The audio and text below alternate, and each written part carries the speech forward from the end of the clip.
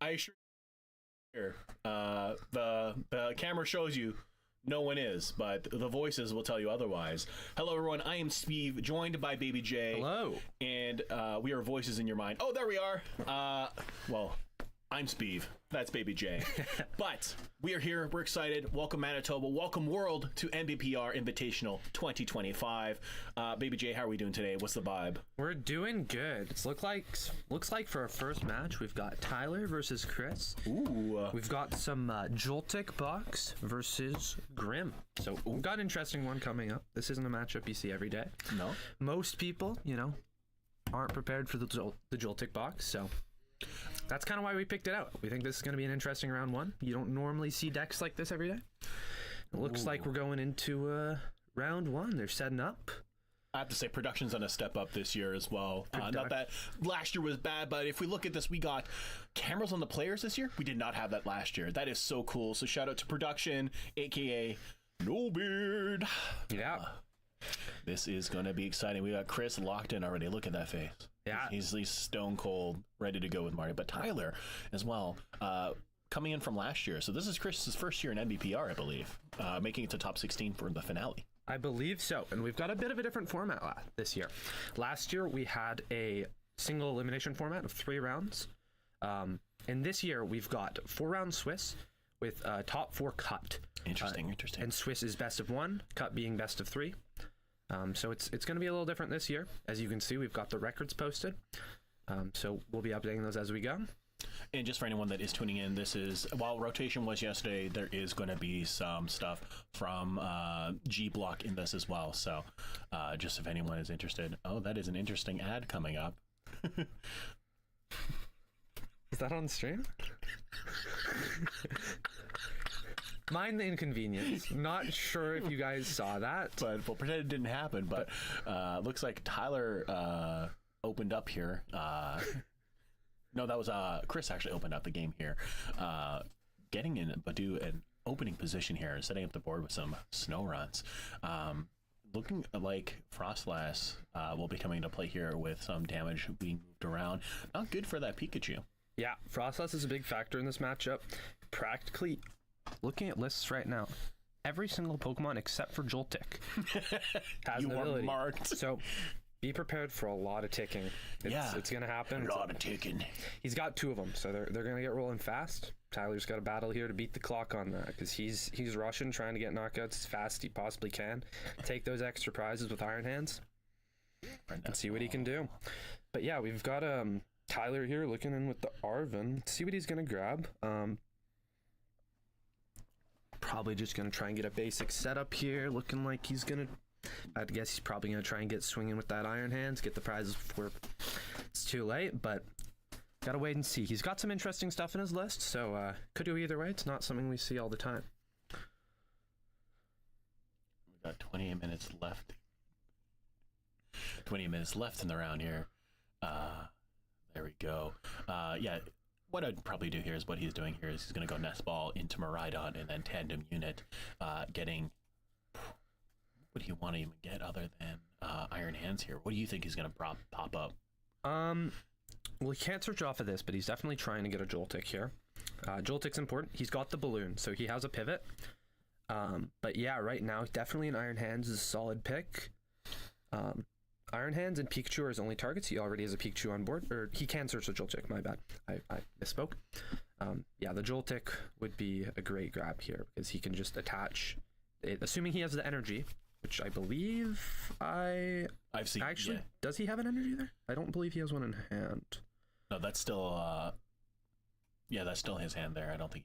Yeah, no. So he might not have the Joltik here, which is pretty big because if he doesn't get that rolling, the match can easily snowball in Chris's favor just because it's all about momentum here.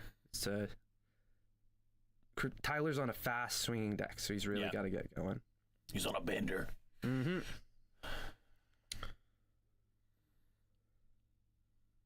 Ultra Ball. Yeah, and it's looking like he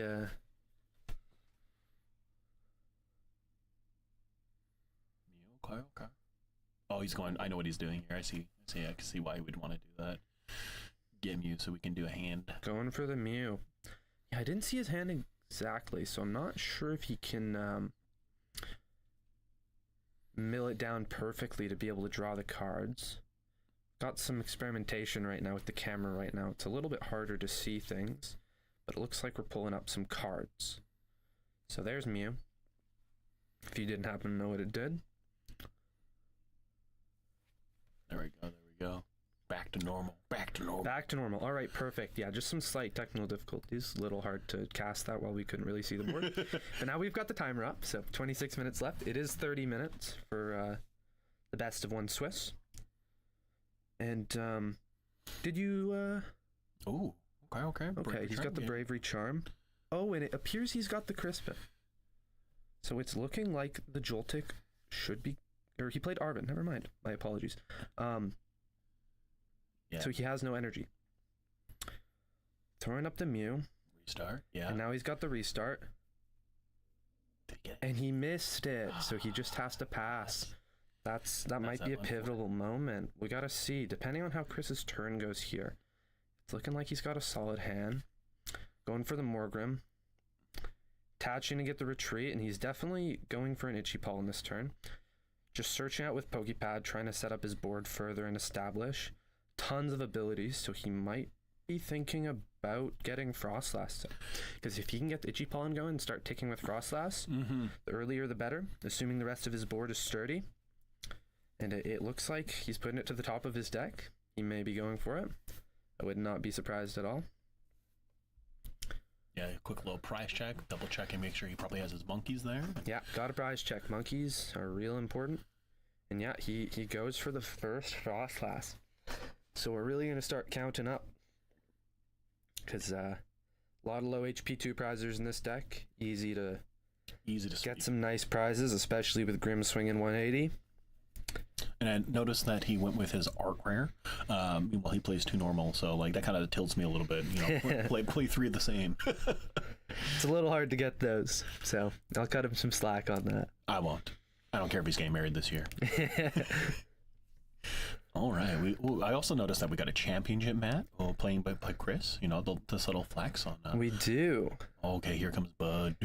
Yeah, we're going gardening. Going for the retreat. Going for the Badoo. Getting that item locked down. May start to get pretty tricky here for Tyler. Yeah, because if he's not able to play items here, it's going to be real tough. Yeah, no items, no energy on board. No. Okay. Oh, dirty. An Iono? I mean, that might help. So he might... It gives him more opportunity to hit energy. Yep. He did have Crispin, so he did have the energy guaranteed. So he's lost that. But the odds he hits another are pretty decent. He plays 4 Crispin, so only 1 to bottom of deck. He does play Vessel, which he cannot play. 2 Frost. So if he hits that does not matter. But he is on 13 energy, so he needs 1 of those.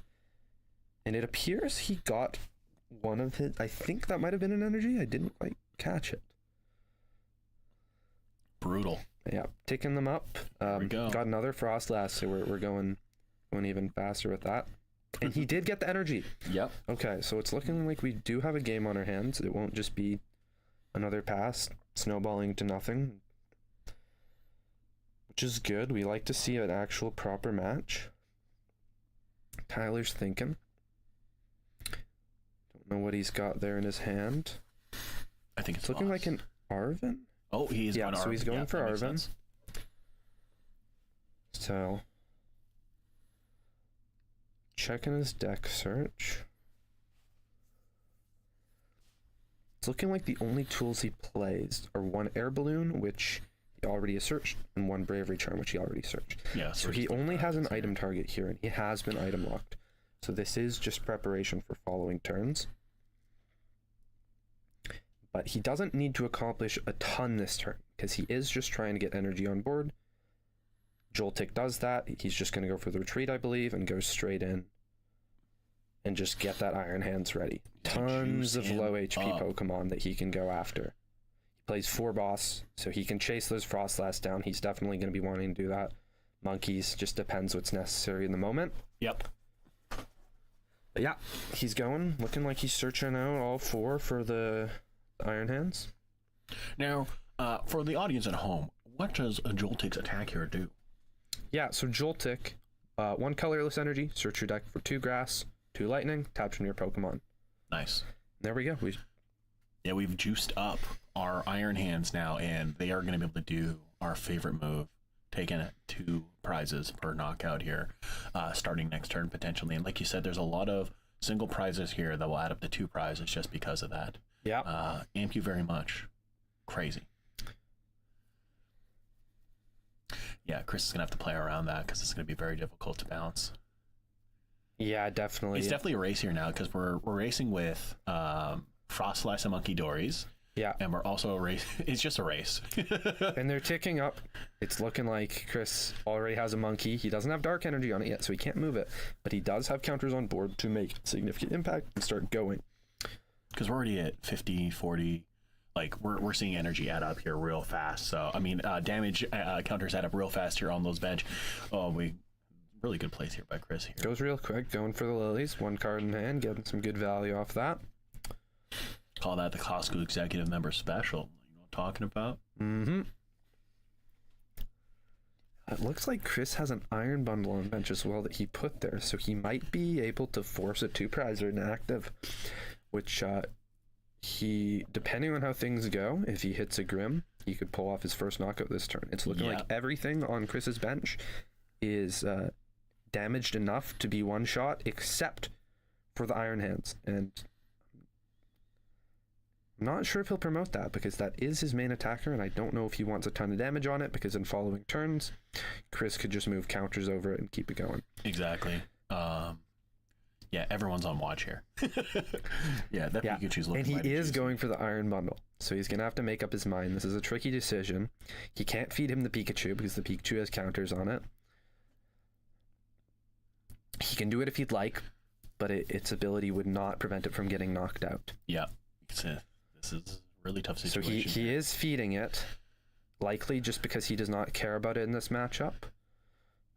Especially with Mew. Mew is definitely a priority to keep, especially with that low, with the restart. Yeah, definitely want to keep that in play for the ability here. But like you said, Pikachu is essentially the who cares what happens? Yeah. But here comes Grimmsnarl coming up real fast here. He hit the Spike Myth. It's gonna happen. We're getting going. He can take the knockout on the Joltik. Oh, what? That likely will not matter very much. It's probably the only 1 prizer that's entering the board for this game, so it's just an extra card. And but it is an extra card that Chris would like to take because there is no hand disruption in Tyler's deck. So I was like, why do you grab it? Oh, it's because it's in hand. So he can do that, draw an extra card, unless he wants to tick another 30 somewhere, which could be impactful. But he's got those Frostlass. It might not. There's a decent chance it might not matter, and he just wants the extra card. But we'll find out. I would not be surprised if he puts that damage on the Iron Hands to make it a little squishier, since it is not being ticked by the Frostlass, and he only has 1 monkey in play, and will likely only have 1 monkey in play. For the following turn, he might have another if Tyler does happen to get around the Grimmsnarl. But we'll have to wait and see. Here it comes. Yeah, we're going up with the Grim. Big day. Got that energy on it, and he's going to be taking a knockout here. And he's moving 3 with Monkey. That is taking so some time to make beefy. up his mind. It's like he's putting 3 on the Iron Hands, which seems like the correct choice. Just get it squishier. It's got that Bravery Charm. Lot extra damage to put in that range of 180 for knockout. But he isn't actually putting it on there, so he's going for the Mew. Mew is very squishy as well, though, so it's gonna get ticked up to 100 going into Chris's turn, and it will be a 3-prize turn. But there's a decent chance Chris will actually be able to take knockouts on that Mew without doing an attack due to how squishy it is. Yeah. Because going back in his turn, he'll have 120 on it. He can move another 30 with Monkey onto it, putting it to 150. And if he has a way to force it onto bench, being a boss or something of the like, he will be able to take a knockout on it with 30 ping. And possibly knock out the Maride on at the same time, which would be game. Which I believe is the strat that he's going for. It's very clean prize mapping. Does not appear Tyler plays any form of Turo or anything to pick up his Pokemon, so everything that's on board is stuck on board. And Give me a minute to look at Chris's list. He does play 2 boss. I don't believe either of those have hit the discard yet. No. So He's got them all. it's looking like things are starting to work in his favor. But we're coming out with the Iron Leaves. So it's looking like we're giving up on the old Iron Hands, which is understandable. I don't know if the impact of it's very great at the moment. If he gets the Grimmsnarl off board, he does force him to hit the candy. I did not see if Chris had another Grimmsnarl in deck. He does only play 2, which is normal, but if the other one's prized, he will have to find a way to get this one back if this Grimm gets knocked out. Yeah. Because it's looking like Grimm will get knocked out here. Yeah, especially with Iron Leaves hitting for weakness, and especially with the ability, once they go from bench to active, you can move all those energies up, which it looks like what Tyler is going to be doing right here. That's the play. That's the play. Moving He was moving the Bravery Charm too. I'm like, damn, that's crazy. If only. So yeah, it's looking like that will be a knockout, but it's slowly going even further into Chris's favor. 120 on that Mew is not going to feel good. He definitely did actually make the right choice there with pinging the 30 on it, because that will line up with perfect math if he gets a Grimm again. Going for a nest ball here. Searching out the Fez. Get some extra cards. Get the Fez and Skibbity, absolutely. Protect himself for further turns if those do happen. There's always a possibility that Chris does miss game on the following turn. Yeah, Tyler really needs to flip the script here. But it is looking tricky, because Tyler doesn't really have any means to take more than 2 prizes in a turn. If he takes 2 this turn, he still has to take 2 prizes on 2 following turns, and there's a decent chance Chris can beat him to that. Unless he manages to stick something really good, but I believe Chris has a decent hand size, and as I said earlier, he has no Iono, no hand disruption, so it's looking like Chris is going to be pretty comfortable here. Now, Tyler making the big choice of what he wants to do first here. If he wants to get Latias down, yeah, makes sense. Going for the Latias. I don't think there's anything else that would necessarily be restart first, yeah. Going for the Pokegear, trying to line up stuff for next turn. Thin in a little bit. Looks like there is a Crispin, a boss there. Going for the Crispin. Definitely, he's probably going to try and set up Iron Hands again, which would make sense, because once he gets rid of this Grimmsnarl, he's going to want to target more Grimm, which is on the bench there, because if he takes that out as well, because Chris only has so much recovery here. He has 3 night stretches, but that's not enough to bring back. I think Tyler's out to win this game here is pretty much just prevent Chris from ever getting another Grimm. Yep. If he takes a knockout on this Grimm, which will happen, and Chris manages to miss getting the Grimm in play next turn, it's an Iron Hands knockout on the Impidimp or Morgrim. If he evolves into that, and he misses the Grimmsnarl, that will be a decent opportunity for Tyler to make his way back into the game. Got his other Crispin here. Tyler is cooking with Crispin. He's got Crispin, and he has not played a support this turn, so he's going for that. He can get the energy out. He has to play that this turn if he wants to ever have any chances of attacking with a different Pokemon this game. Actually, no, he does play 1 energy switch. I'm not sure if it's in his deck, but there would be a possibility for that plus a Crispin on the following turn if he did miss it, but it doesn't matter. He hit it. So things are kind of working, but gotta wait and see. Pretty much all comes down to Chris's next turn. It really comes down to what Chris has in hand and what he draws. Yeah. Because we know right now Tyler's hitting a knockout here. Pretty much praying Chris misses it. Keeping that grass energy in hand. Yep. He will be attaching it. Okay. That, I believe, is the smart choice. If there is any hand disruption from Chris's side, he would still have to hit an energy. And he can't just rely on the Crispin. So, looks like he's going for the knockout. Takes that. Goes down to 4 prizes. And we gotta see, does Chris have it? Getting some more damage counters ticking. That Mew up to 120. And it's on bench. Really curious what Tyler pulled off. Okay, just making sure he's remembering the counters. Great. And do you see how much that is on them right on there? That is, it looks like a 50 and a 30. It's 80? definitely enough to knock it out if he gusts it. Yeah. But it's also, the Iron Leaves would get pinged going back into Tyler's turn, which Grim would be able to knock that as well. So he pretty much just needs the candy here. Yeah. If he hits candy, has 2 energy, I believe that is game. Oh, he's digging. Does he have it? He has Secret Box. If it's in his deck, that's it.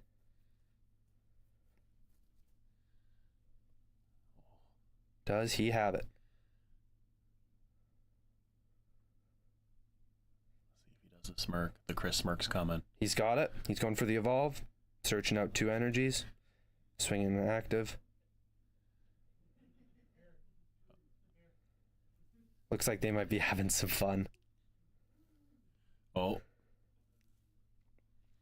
But I believe he's got it. Tyler asked him to confirm. Let's make sure it's actually played. Gotta play it out. Gotta play it out.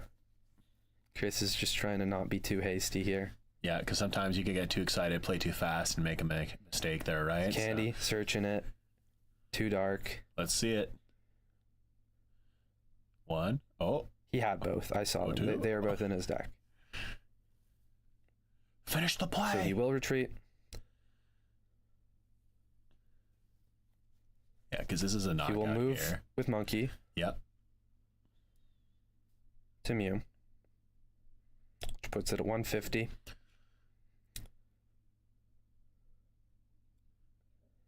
Attack, ping 30, 4 prizes. He had 3 left. That's GG. That is GG. That's Frostlass for you. Frostlass. Really should be a fire type here the way it cooks. Yeah, it should be. It's not. Yeah, that was a very exciting match. Got I really that like ice. That, so. Yeah, got Frostburn there, you know. That was an interesting one. It's neat to see it in a different deck, though. That's why we wanted to get it on for the first match. Yeah, that was a very exciting deck. I mean, when we looked at all the profiles out here of all the decks we're going to be seeing today, this was the one that really stood out to Jay. It got Jay really excited, actually. Yeah. So I was like, we got to do it. Could have gone either way. Yeah, that was definitely like a coin flip of like who got started first and how fast they can get going. So very exciting match. Great players. What could have Tyler done differently there? That's so hard to say. It's tricky. He missed the energy. I think missing that energy alone was enough to take him out of the game. Chris hit what he needed. He played it well. He set up the Frost Asses when he needed to. Yeah, that was a great board He got the Grim. state. He got the next Grim when he needed it. Yeah. He did everything he needed to do. And Tyler missed out. He didn't get the energy. He needed the energy. Yeah. It's that simple. Well, don't go anywhere. So we have a bunch of matches coming up. We have best of 4 in the we have 3 more Swiss rounds, and then we're going to get into our top cut. But before we let you go to a quick break here, we want to give a shout out to our sponsor, Galaxy Comics and Collectibles, here in Winnipeg, Manitoba on Henderson Highway. Make sure you check them out. Make sure you support local, buy local, and we're very thankful for them and their partnership here to make this event happen. They're giving us a space. We're super thankful for supporting local. So Absolutely. yeah. All right. So we're going to take a quick break, and we'll see you all in the next round.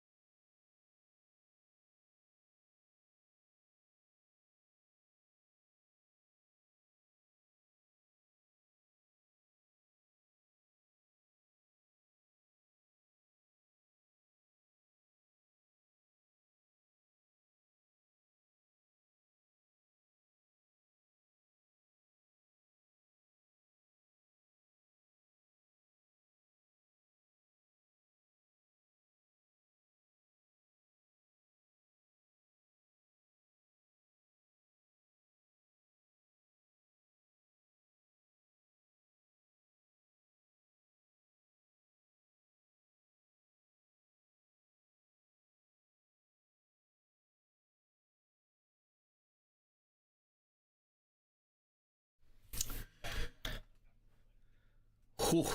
We are back. We are locked in. We're hydrated. We're ready. And we're ready for round 2 here. Round 2 is looking very exciting here. Not what I expected, but that's a lie. Because my host here, Baby J, has prepared me. Baby J, what are we diving into here? Yeah, so we've got Quinn versus Jason. Quinn is on Absol. Jason is on Guardy. Ooh. So, Guardy's last ride. Interesting one. Yeah, Guardy. It's rotated, but this is pre-rotation. So This is its last chance to actually get in, maybe get a good performance. Both these players, I believe, have won their last round. Yep. So slightly higher stakes match. Always want to get that going. Want to see the games that matter. Keep the momentum going. You know, you want to get that hype going. You want to feel good about it. But this one's going to be very cool. This is going to be a very good matchup here. Actually, I just saw this deck list here. That's a little fun surprise for me. I haven't seen that actually. So, but I won't leak. No leaks here. Don't call me Julian Assange. I ain't leaking anything. But we're very excited for this matchup here. As our players get ready here, again, we just want to thank our community partners, community sponsors, Galaxy Comics and Collectibles here, Winnipeg, Henderson Highway. If you're local, come on down. Get down here, support local. Join us on our locals on Thursdays. We play every Thursday here.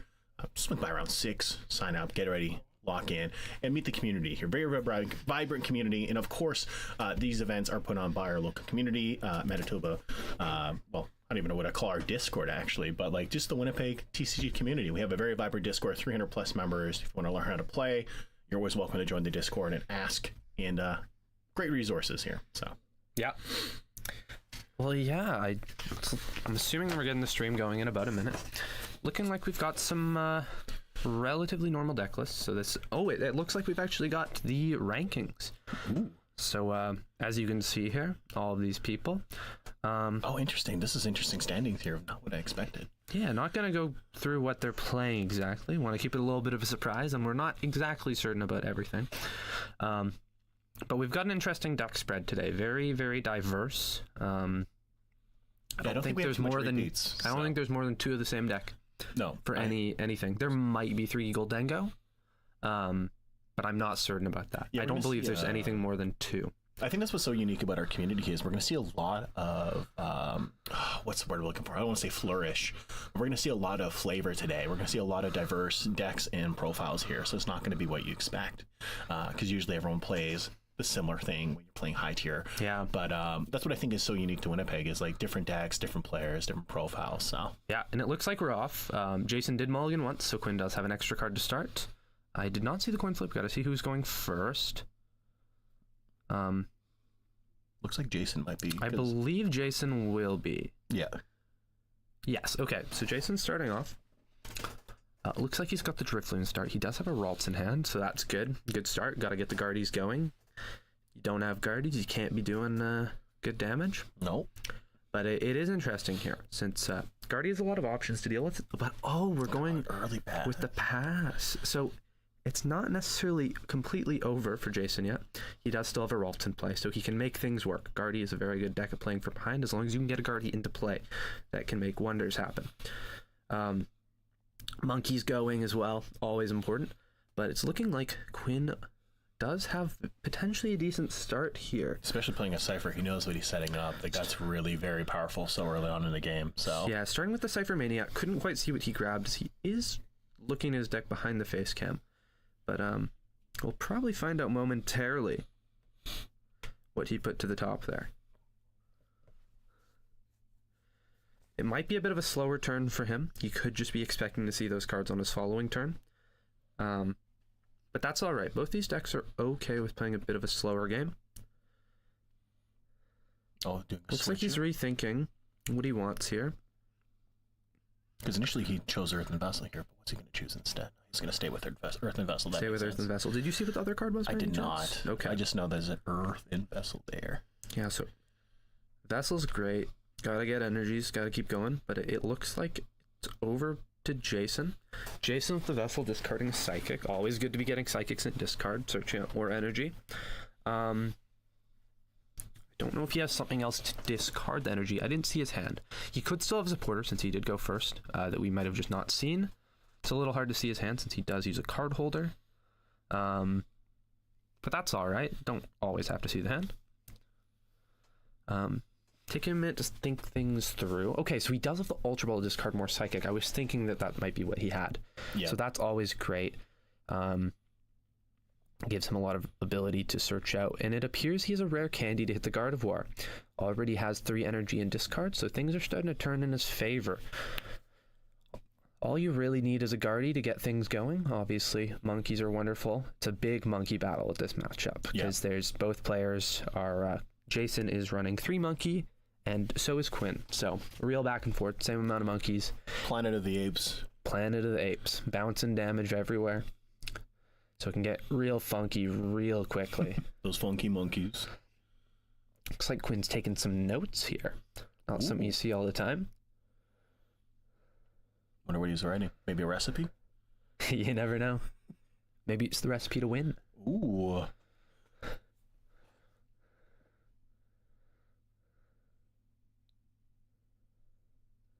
Yep, good Lil's play. Going for the Lily. It's looking like Jason's got some solid momentum here. Going just pumping a lot of energy in the discard quickly, getting a Guardian play. Nothing else really, but he's got the Poffin, so he can keep the momentum going. Buddy pop off. Curious to see what he grabs here. Since there's a bunch of different lines you could take at this point of the game, it really just depends what Jason has in hand and what he wants to work with. But he's got plenty of options. There are a lot of different attackers. Another Ralt is always great because things can turn around very quickly in this matchup. Gardevoir is weak to Dark, so a lot of one-shots can happen on Guardies. Always good to have a second lined up, assuming that it's not the end game, it's your opponent's last 2 prizes, but it isn't. So early, it's always great to go for another, because if you lose your Guardie forever, you lose the game most often.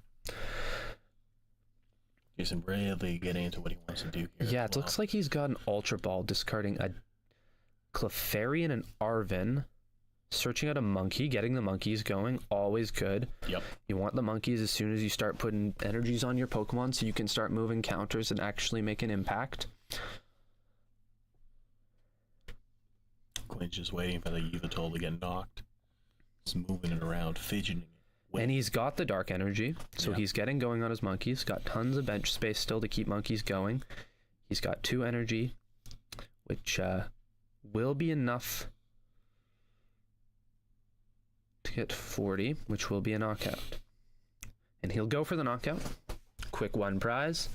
Going on to Quinn's turn. Quinn's starting off with the Arven, going in, getting the trolley, and a Turbo Energize from the looks of it.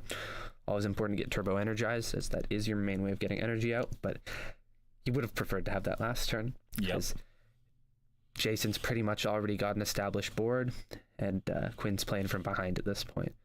But anything can happen. A properly timed Yveltal can stall for quite a few turns, as Jason, looking at his list, he does play 1 Turo, so if he hits the Turo, he can always get out of it.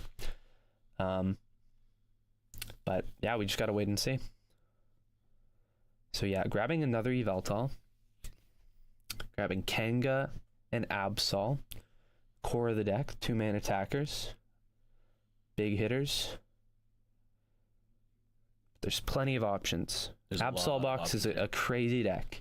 There's about 1 million different lines you can play. You can stall, you can go ham. Okay, searching out the Fez as well. Always great to get more cards. Yep. Especially with that KO last turn. Yeah, probably going to be seeing a lot of KOs lining up in these next following turns. So keep drawing, get that there in case you get Ionoed and you have a large hand, or and you get put down to a small hand. That is not the case right now, as Quinn still has a lot of prizes, but for later. And it's looking like he's using the Petch. Throw Yveltal on active to pivot into Kanga to draw. It looks like he got a Dark Energy and an E-Switch here. Right, let's see what he'll be going for Fez to draw to see some more cards. Looks like a Pokegear, Counter Catcher, and there was one other card I didn't quite catch. Just looks like he's going for the Turbo Energize with the Kanga and active to be able to draw on the following turn. Target Absol here, correct? And it's real tanky. Yeah, get that Absol going. Absol is huge here, because if you can get the Absol attacking, you can start knocking out Guardies, and when you're knocking out Guardies, that's how you can start winning. That's when you're winning game. That's when you're winning the games. But Jason has a guard, he has a Ralt set up. Things, it's looking like he's got a Curly as well, so things are starting to just continuing to go well for him. But, yeah, I don't know if he has an answer here.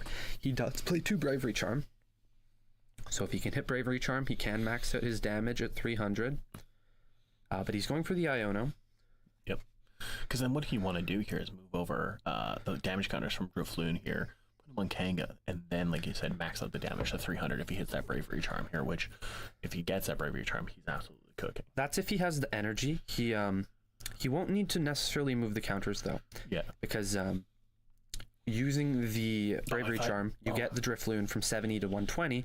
You can put 5 energies on it, which would be 3 more from here. I believe he only has 1 more in discard, so he'd have to get 2 more in discard. But if he can get 2 Psychic in discard, he can get the Drifloon up to 100 damage, which is then swinging for 30 times 100, which is 300. Exactly Kanga's health, no weakness, no resistance. I don't know why I thought it was 330, so... No, it's a bit...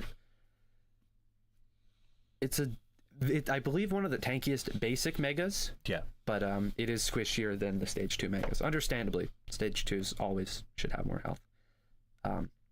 If they are comparable, that is. Obviously, Gardevoir, less health, stage 2, but it's an older card and it does not award 3 prizes, so. Yeah. Looking like Jason just thinking, shuffling up. Looks like he's going for the retreat into Screamtail.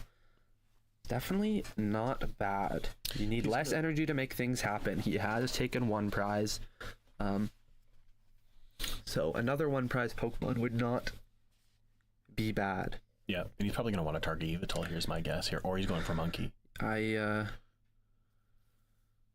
not quite sure. It looks like he's just going for an 80 on Absol to squish it up, because he is quite scared of that Absol, and he can map his prizes pretty nicely here if he kills the Absol. He's taken 1 prize.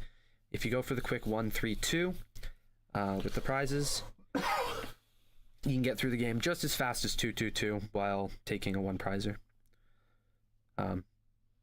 Taking a 3 prize knockout is very crucial here, especially Absol, because that gets the pressure of the Absol off the board. He is unable to take knockouts on Gardevoirs easily without that, unless Kanga flips and Monkeys go in your favor. And it is sometimes difficult to set up more Absols. So that's crucial to get off the board here. If you can manage to deal with the Absol, keep it at bay, and get another Gardevoir in play, things are looking to shape up pretty well for him, especially if Quinn does miss a knockout this turn. Mm-hmm. Realistically, I believe Quinn could take a good, impactful knockout this turn. But it might shift back in Jason's favor. We've just got to wait and see. He's going for the Cypher. Still making up his mind on what he wants. What do you think Quinn should be targeting here for cards off Cypher? It's hard to say. I didn't quite see his hand, so I'm not exactly sure what he should be searching out, but it looked like... he took Turbo Energy. Turbo Mist? And, no, he put Mist back, actually. Oh, he put Mist back, okay. Yeah, he took Iono. Okay, so Iono. Jason, I'm not sure what his hand size is. I believe it is above 5, so he would be giving him less cards. Still not a massive impact considering Jason's board's pretty solid, but yeah, just going for another Turbo Energize. Things are starting to kind of spiral out of control. This could... Yeah, just going for 1 energy to Monkey, 1 to Absol. Absol's ready to get going, but it's got 80 on it. Just needs to get 200 on there and it's finished. Now the monkeys cancel each other out because they just move 30-30 back and forth. Somewhat. They do if they're just throwing the damage back and forth, but more often than not, you want to be using your monkey to actually be impactful. So if you're moving the damage counters over to the other side, generally, if you're playing a monkey battle, you don't want to let them keep those counters. So you move them when it's important, and you don't give them when you want to keep them to move them elsewhere. Oh, we see the Bravery Charm down on Drifloon. Yeah, Bravery Charm. Will he be going for the knockout on the Kanga? He, from the looks of it, does not play any boss, so he's not behind on prizes. He has no option for Gust here. So his only ability to get those 3 prizes is writing the Kanga here. He will have to get, he has, I believe, no energy. Doesn't have enough energy to do it. In discard, so it's tricky. Still got 40 on that Screamtail. Drifloon, and 40 on that Screamtail. And he can only retreat and get 1 energy back into discard, which would let him get up to 60. So he still needs to pump 2 more energies. Just going for the lilies. This could give him a chance to go for it. It is less cards, since he has already taken a prize. Taking a minute to make up his mind here, but this could really go in his favor pretty quickly if he manages to get more energies in the discard pile. He seems hesitant though, so I'm not sure if he has it. No. Searching his discard, seeing if he has anything.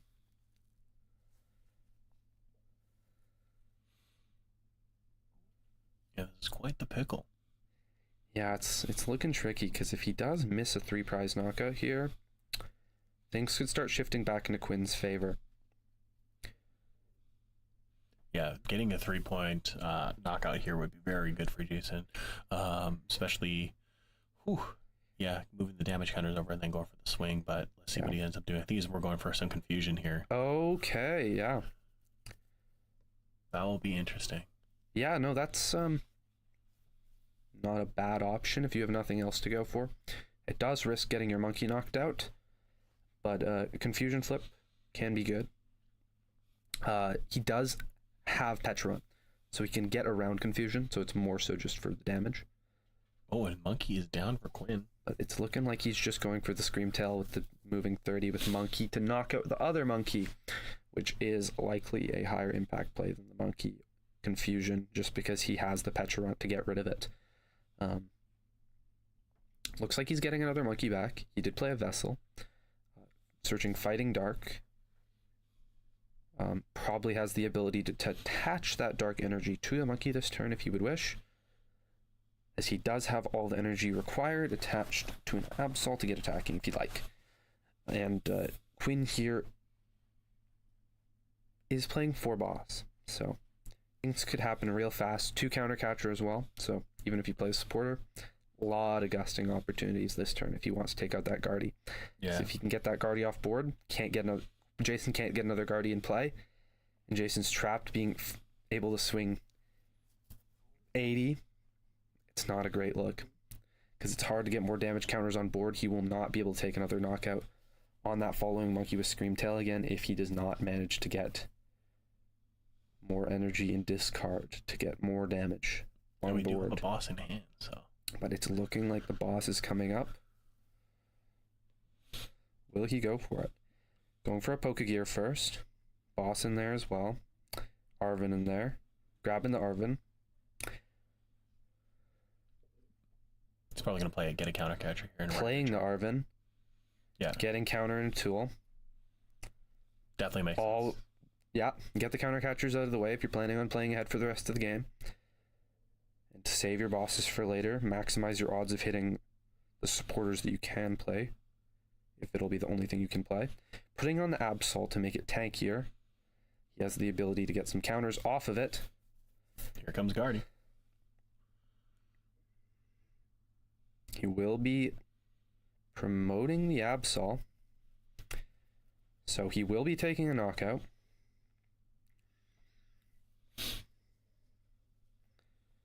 What's he gonna do? Okay, so he's got the ice cream, so really working out for him. Doesn't need to move the damage with monkey.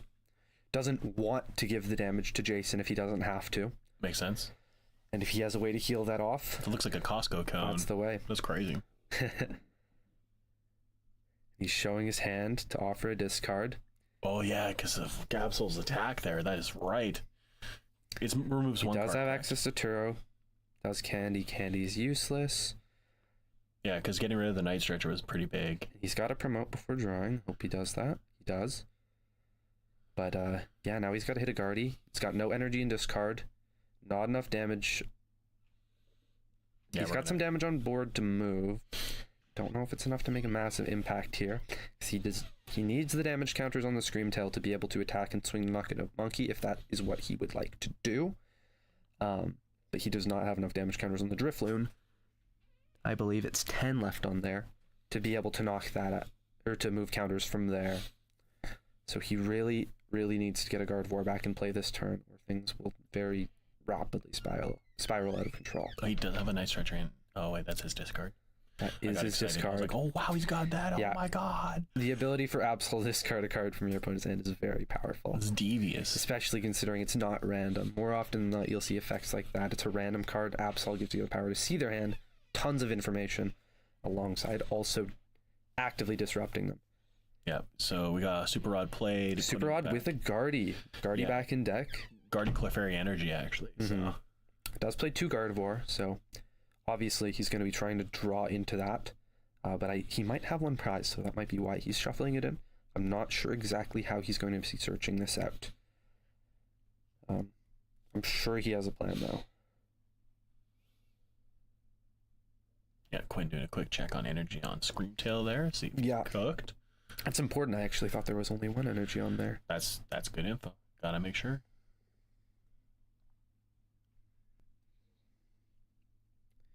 But it would make sense that it has 2, considering there's 40 on there and he never retreated it. So Yep.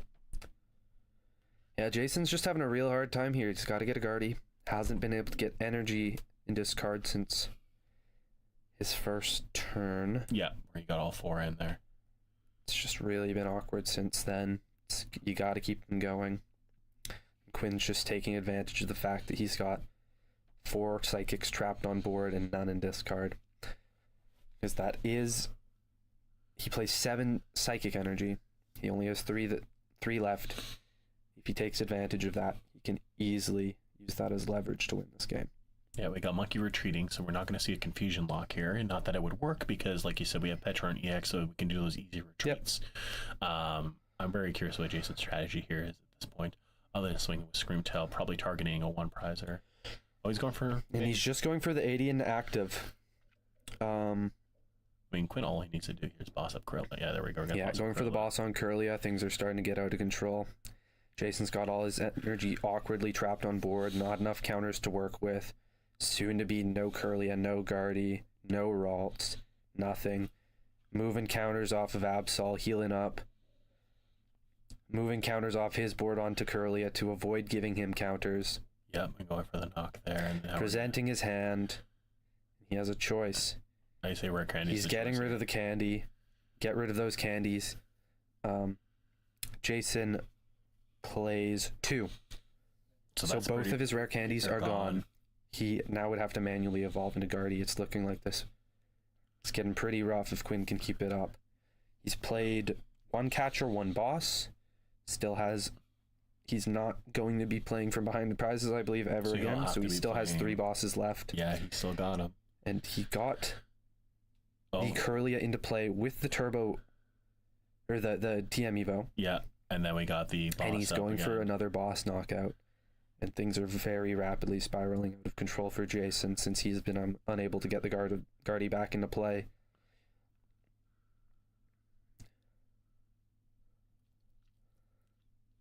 Going for the Screamtail promote. And it looks like he still has to discard a card from his hand. Jason's having a real hard time here. He has no draw. He's been forced to discard 3 cards from his hand. He does have a stretcher. He is going to go probably for the Ralts again here. Going for another Ralts. It's his only hope. Has another Goss in hand, actually. Yeah. Not sure if Quinn has a way to take game next turn. If he had 2 monkeys, it would be possible. So if he manages to hit a... Does he play Turo? I know he plays pennies. He could possibly get... He plays penny. Okay. So he's got the penny. Does he have Monkey Dark? If he has Monkey Dark, he can move 6, take knockout, swing, game. Oh, he's going Dark and discard? Dark and discard. There it is. Dark and discard. Move 6. Knockout active. Attack with Absol. 2 prizes. GG. GG. That was a high octane match here between these 2 competitors here. Like you said, this Absol box is, you can do so many different things. It's very versatile. A lot of movements here, a lot of options here. And there's some cards in this that weren't even played that we never even seen. Yeah. That are just great for locking up the game or doing what you need to do here. Very impressive play, but both of them there. High momentum at the beginning of the game with Jason there, like we saw the energy draw, we saw the discard, we saw Gardevoir getting in a really good position. And then Quinn really did a 180 there mid game and really took the game there. So Yeah, hot stuff. So Yeah, great game to see. Jason just fell behind. Couldn't keep the guardies going. Couldn't get the energies in discard. Quinn took great advantage of it. Took knockouts when it was necessary. And made it work. Didn't give him counters. Took good advantage of it. Yep, there was great plays there, like you said, with the monkeys on, moving the energy when necessary. So for anyone watching at home, obviously, there's a lot of cool nuance here with this deck here. But yeah, before we go to a quick break here, I want to thank again Galaxy Comics for hosting this event for us today for MBPR. If you are interested in competitive TCG, join us every Thursday at 6 p.m. at Galaxy Comics on Henderson Highway in Winnipeg, Manitoba. We'd love to have you join us and join this incredible community. So on to round 3. On to round 3. We'll see you in a little.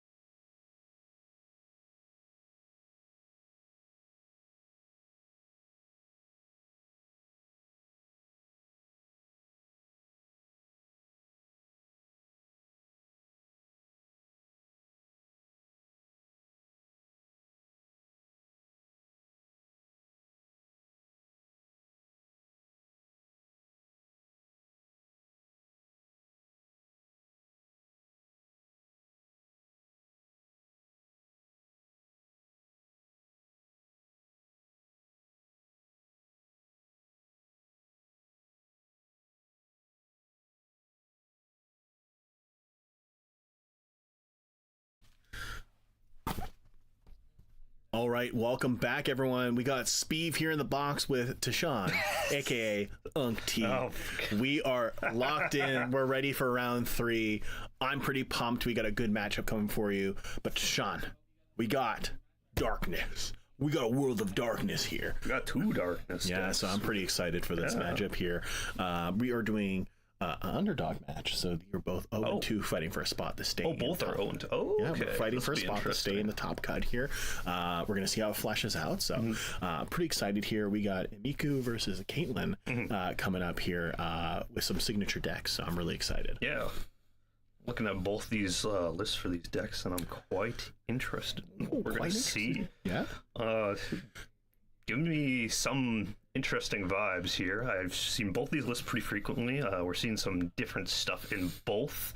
We're looking at a more current list for both decks. I'd say for Caitlyn specifically, her list is quite different this time around compared to some of the last few times I've seen her lists. Ooh. All right. Diving in here, very excited here.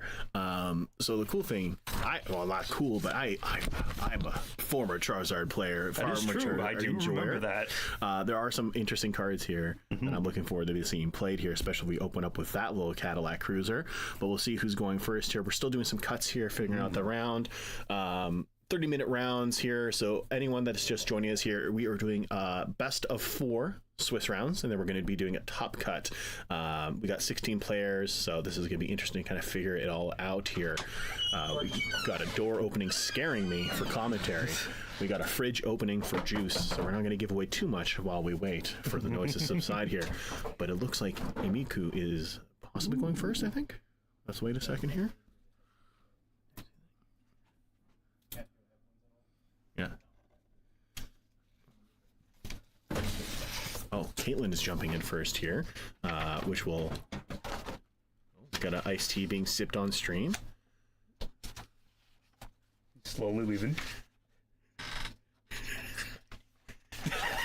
Door creaking. Door creaking. All right. And he's gone. And he's gone. So I am actually incorrect with the Miku's list, so I'm going to actually find the correct one here. I did find it a little strange. Yeah, because some of the cards on here, but also let's see here. I think this is our list. Okay, that's the correct list. Now we're cooking. Yeah, we got. I was looking at it and I'm like, EX. That's all right. Caitlyn with the double buddy popping here. So I think the Charizard here. We're obviously going to get Pidgey. We're going to get. You want to? This is an interesting deck. So we want to get the Hoots. Yeah. Hoots down here for some Noctowls turn 2, and it looks like we're trying to get Duskull down for early donks. Which if we can get set up. Those. Yeah, that is very interesting here. I guess to get the Hoots off. Yeah. As soon as possible. But let's go. Important. Actually, we got a double deck list here, which is kind of funny here. Very interested here. Miku's locked in here. Caitlyn's still sorting out. We got the Hoots and Noctowl. All right, we got a very interesting bread. This is not Charizard. Walk there. This is a very different times than what I was told. The deck lists are incorrect, but that is okay. What are you talking about? No, never mind. There's Charmander right there. I'm crazy. Literally ignore me. All right, Caitlyn's got a pretty good setup here, especially with Fan Rotom there. So full bench setup now. Cooked. Looks good. Cooking well. Got at least one Hoot out, one Charmander, Duskull, Pidgey inactive. Pidgey will be easy to get out of active as long as Caitlyn hits some of the right cards she'll need for next turn for sure. Oh yeah, we're getting set up nice here. Let's see, this might... Oh, we're doing some math here. You can tell by the hand motions. And Miku drawing in. What is Miku got here? We got a Turo. That'd be really fun if we saw a Turo turn 1 here. This is super difficult here because, like... Ooh, that hand is... not good. Yeah. So, getting rid of Turo so early in the game here, especially when they aren't playing a lot of outs here. But, I mean, we got 2 Turos in their deck. Yeah. We got a Serrano as well, which is super interesting here. Just gotta hope Miku has some sort of draw support. Which I think I did see. I think I saw an Iona in the hand. Well, I mean, with Zoroark here, you want to get it set up early here, but... It is very true. Yeah. Tatsugirian starts pretty good, though. Yes. They are definitely preparing to get knocked, actually, next turn here. So, let's see what comes up. Going down with the Zoroark down. Yeah. A lot of calculations here. A lot of things we got to do here. A lot of motions here. And we get the energy down. Okay. Tatsugiri with the energy probably for the retreat here. He's going to go for attract customers. Let's see. Yeah, we're going to get a nice shove, the big shove in. I'm assuming they're going to want to attract customers into hopefully a Lily's. Yeah. Because Iono's nice, but Lily's ideal in this situation here. Get a fresh hand, because if not... Full 8 oh, cards. never mind. We're just going right into it. Going straight into it. I'm very surprised by that. That is very... I swear, if we see a Lils in the top 8 here, I'm gonna giggle to myself. Let's see what we got here. All right. I guess the Iononis is a good play though, because to disrupt Caitlin's hand after the Yeah, she had a pretty good setup. Yeah. Because we had, and she did have with the Noctowls, Noctowls. the Pidgeotto. Yeah. Yeah. Looking at Caitlin's hand, I see Clefty, I see Fez there. Oh, we got some drama. He drew another Iono off track Compassaurus, which is hilarious. So, all right, we got some pretty good setup. We got a really good setup here, actually. So let's see where this goes. Amiku has both Zoroarks in hand here. Actually, their deck, they play 4, so they got 2 in hand right now. What we're probably going to see here is retreat, item lock with Badoo, so Caitlin can't use any of her candies, which I don't see any in hand for Caitlin right now. It will definitely slow her down a bit. Oh, absolutely. Yeah, especially when you are playing a bunch of stage 2s like Charizard, Pidgeot EX. Yeah. We also have our Dust Noir, so like we are going to be, I suspect, fan theory here, item lock. Yeah. Yeah. I definitely think that is the way to go in this situation. And then Pokepet here. Pokepet, nice. Yeah, good play. Good Get play. another Zoro out. Always good to have 2. Always good to have 2. Always good to have 2. Yeah, because you never know what can happen. You can get gusted. We suck. Oh, here we go. Like we said, here was the retreat, and we're going to see an item lock here very shortly. Here, are we going to see another NSPP up? I don't think they will, but we are going to see good old Badoo with HE Pollen. It is spring, so Badoos are in season right now. That is true. So it is a balmy plus 11 here in Winnipeg. Heat wave, as we like to say. Okay, nice. We are playing. I was gonna say we are playing guard, but we are playing Dawn. So this Dawn here is gonna help. Dawn, yeah.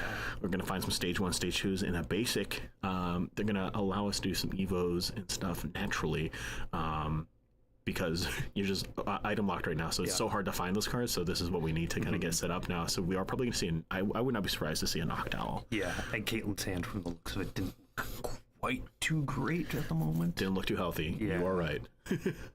So definitely Dawn for some pieces. Pokemon is definitely, I think, the way to go. Yeah, I would probably say we're gonna see. I don't know which basic we do want to grab here. It doesn't really matter because we got a full bench right now. But I definitely think we want to try and build a Pidgeot. So we're probably gonna see a Pidgeotto and a Pidgeot EX. Yeah. And whatever basic. Maybe another Hoot. But another option here is looking for a Noctowl here, and Noctowl letting us look for supporters and. That's true. So, or any trainer, really. But I mean, again, item locked. So let's see what we pull. What are we going? What's our selection? What do we want to do? Oh, yeah, I think I am correct. We are seeing the Pidgeot come up. But let's see. Looks like Caitlin's thinking pretty hard about it, though. Yeah, it's fair enough. There's 2 ways. There's a lot of lines. There's a lot of lines here. There's quite a lot of options. Yeah. There's 2 big ways you can go. Okay. Hoot. Got the Hoot Scoot. Okay. Oh, Charmander. Charmeleon. My bad. Charmander. What am I? But very interesting choice. It's not. I was expecting Noctowl here to kind of get. I was expecting either Pidgeotto, Pidgeot, or Noctowl, Pidgeot. Just yeah, but that's okay. We want to get the Charmander. We want Char set up because we are hitting into only 180 right now. Especially seeing that Darumaka on the other player's field. That can definitely become a problem if they get Darmanitan out soon. Yeah. Because Charmander just becomes such an easy target for such a bench sniping and stuff. Absolutely. So, may as well go for the Charmeleon just so you get that extra HP, and you're in a lot safer of a spot. Since Caitlin only does have 1 Charmander out, which can be very rough if that gets knocked out. Yeah, and now we're set up for a pretty solid play with trade. We have double trade set up here. For fans at home, trade will let you discard a card and draw up to 2. So we are going to see some trade cycling here, which Amiku is probably going to start digging for Darmanitan, or ends Darmanitan here. Which Amiku's getting also Petron on the bench, which checks out for your trade off, basically off of that, off the ability. Here comes the Iono. There's another Iono. Yeah. It's looking rough right now. Yep. Good hand discombobulation here. This is what we're looking for.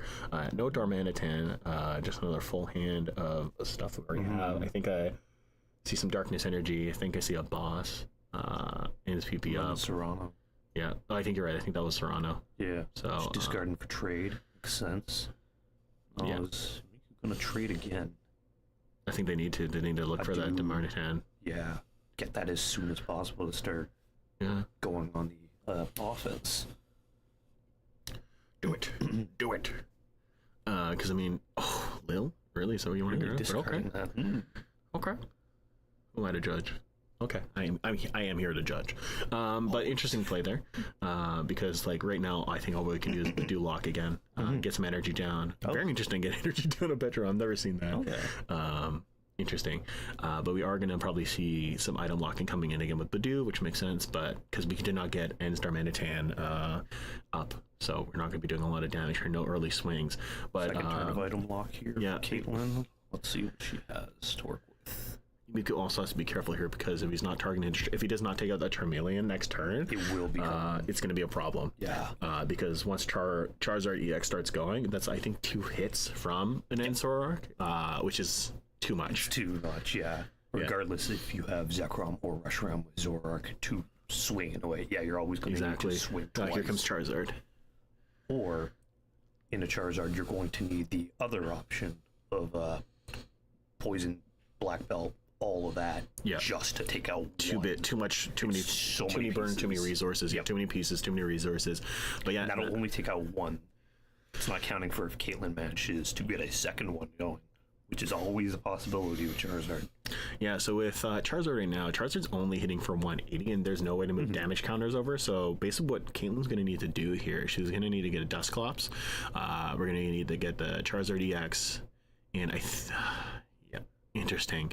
Oh, you know what? Knocked out. Okay, because Zard's going to hit for 180, and then we need to find a way to get Dusclops. So this will be interesting. Get the energy out.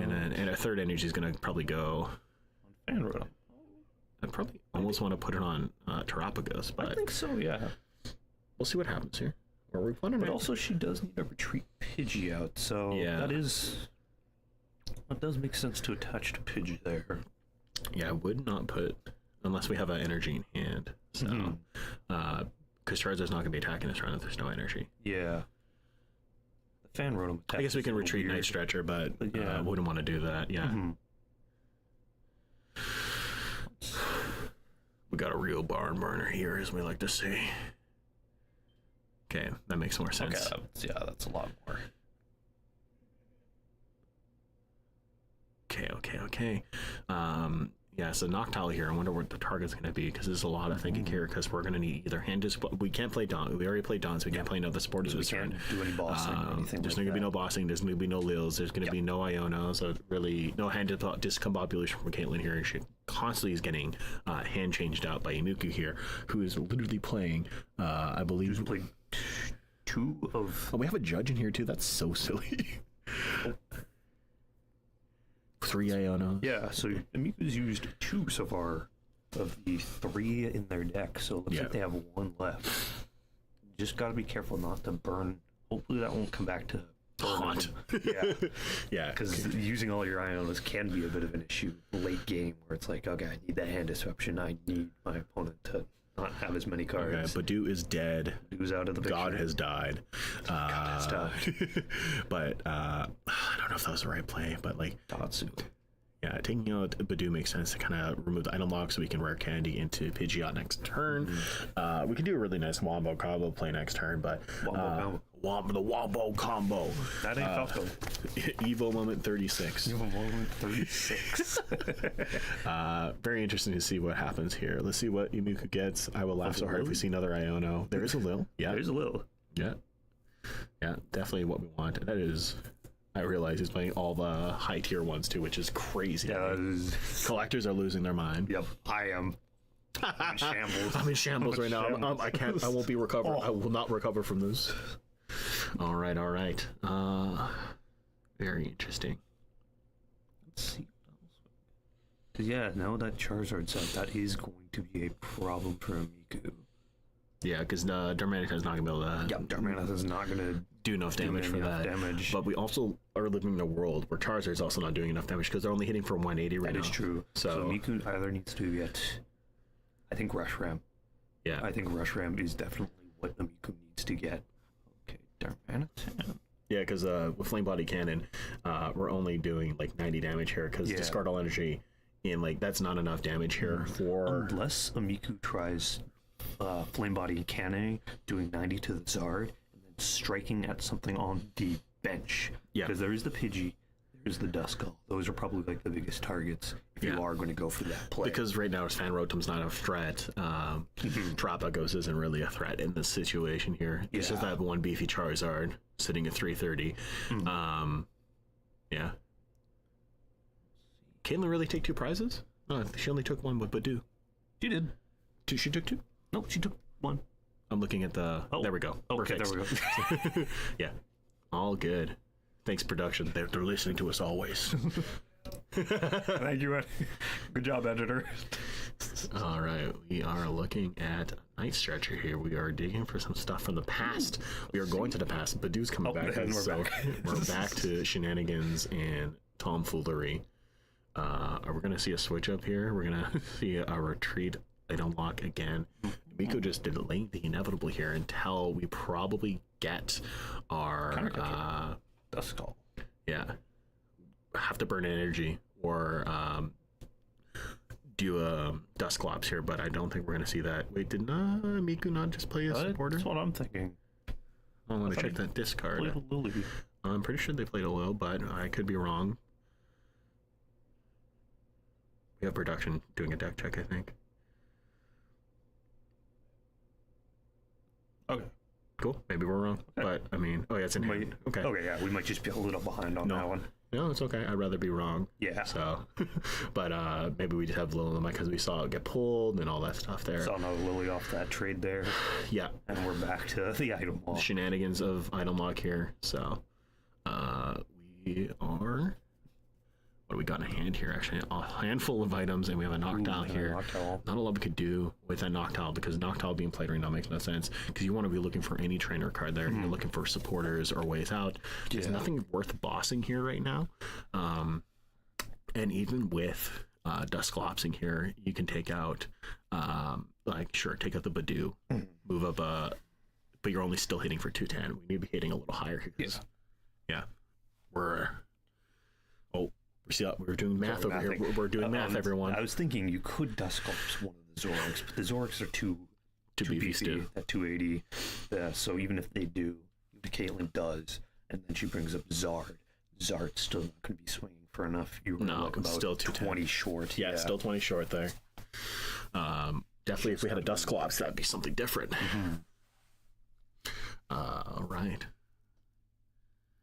Caitlyn looking for a way out of the situation here. You have to play an energy, or we're playing One for another Dawn. Yeah, probably gonna get a Dusclops here, like we kind of thought about. Only Dawn's okay. She runs 4, so we've seen about 3. We've seen 3 now. Yeah, that's a lot of. Yeah, I'd start building up our Pidgeot here if I could. That is probably the best idea. Because there is still a chance Miku, because Miku does have one Zoroark ready there. Yeah. So there is still a possibility that Miku evolves the Darumaka into Darmanitan soon, and then brings up the Zoroark, swings at Duskull, and swings at Pidgey to get both those out, to make it harder for Zard to have any combinations. To go off and do its combos. Exactly. Yeah, we're going to see Dusclops come up. We're going to see that pop off.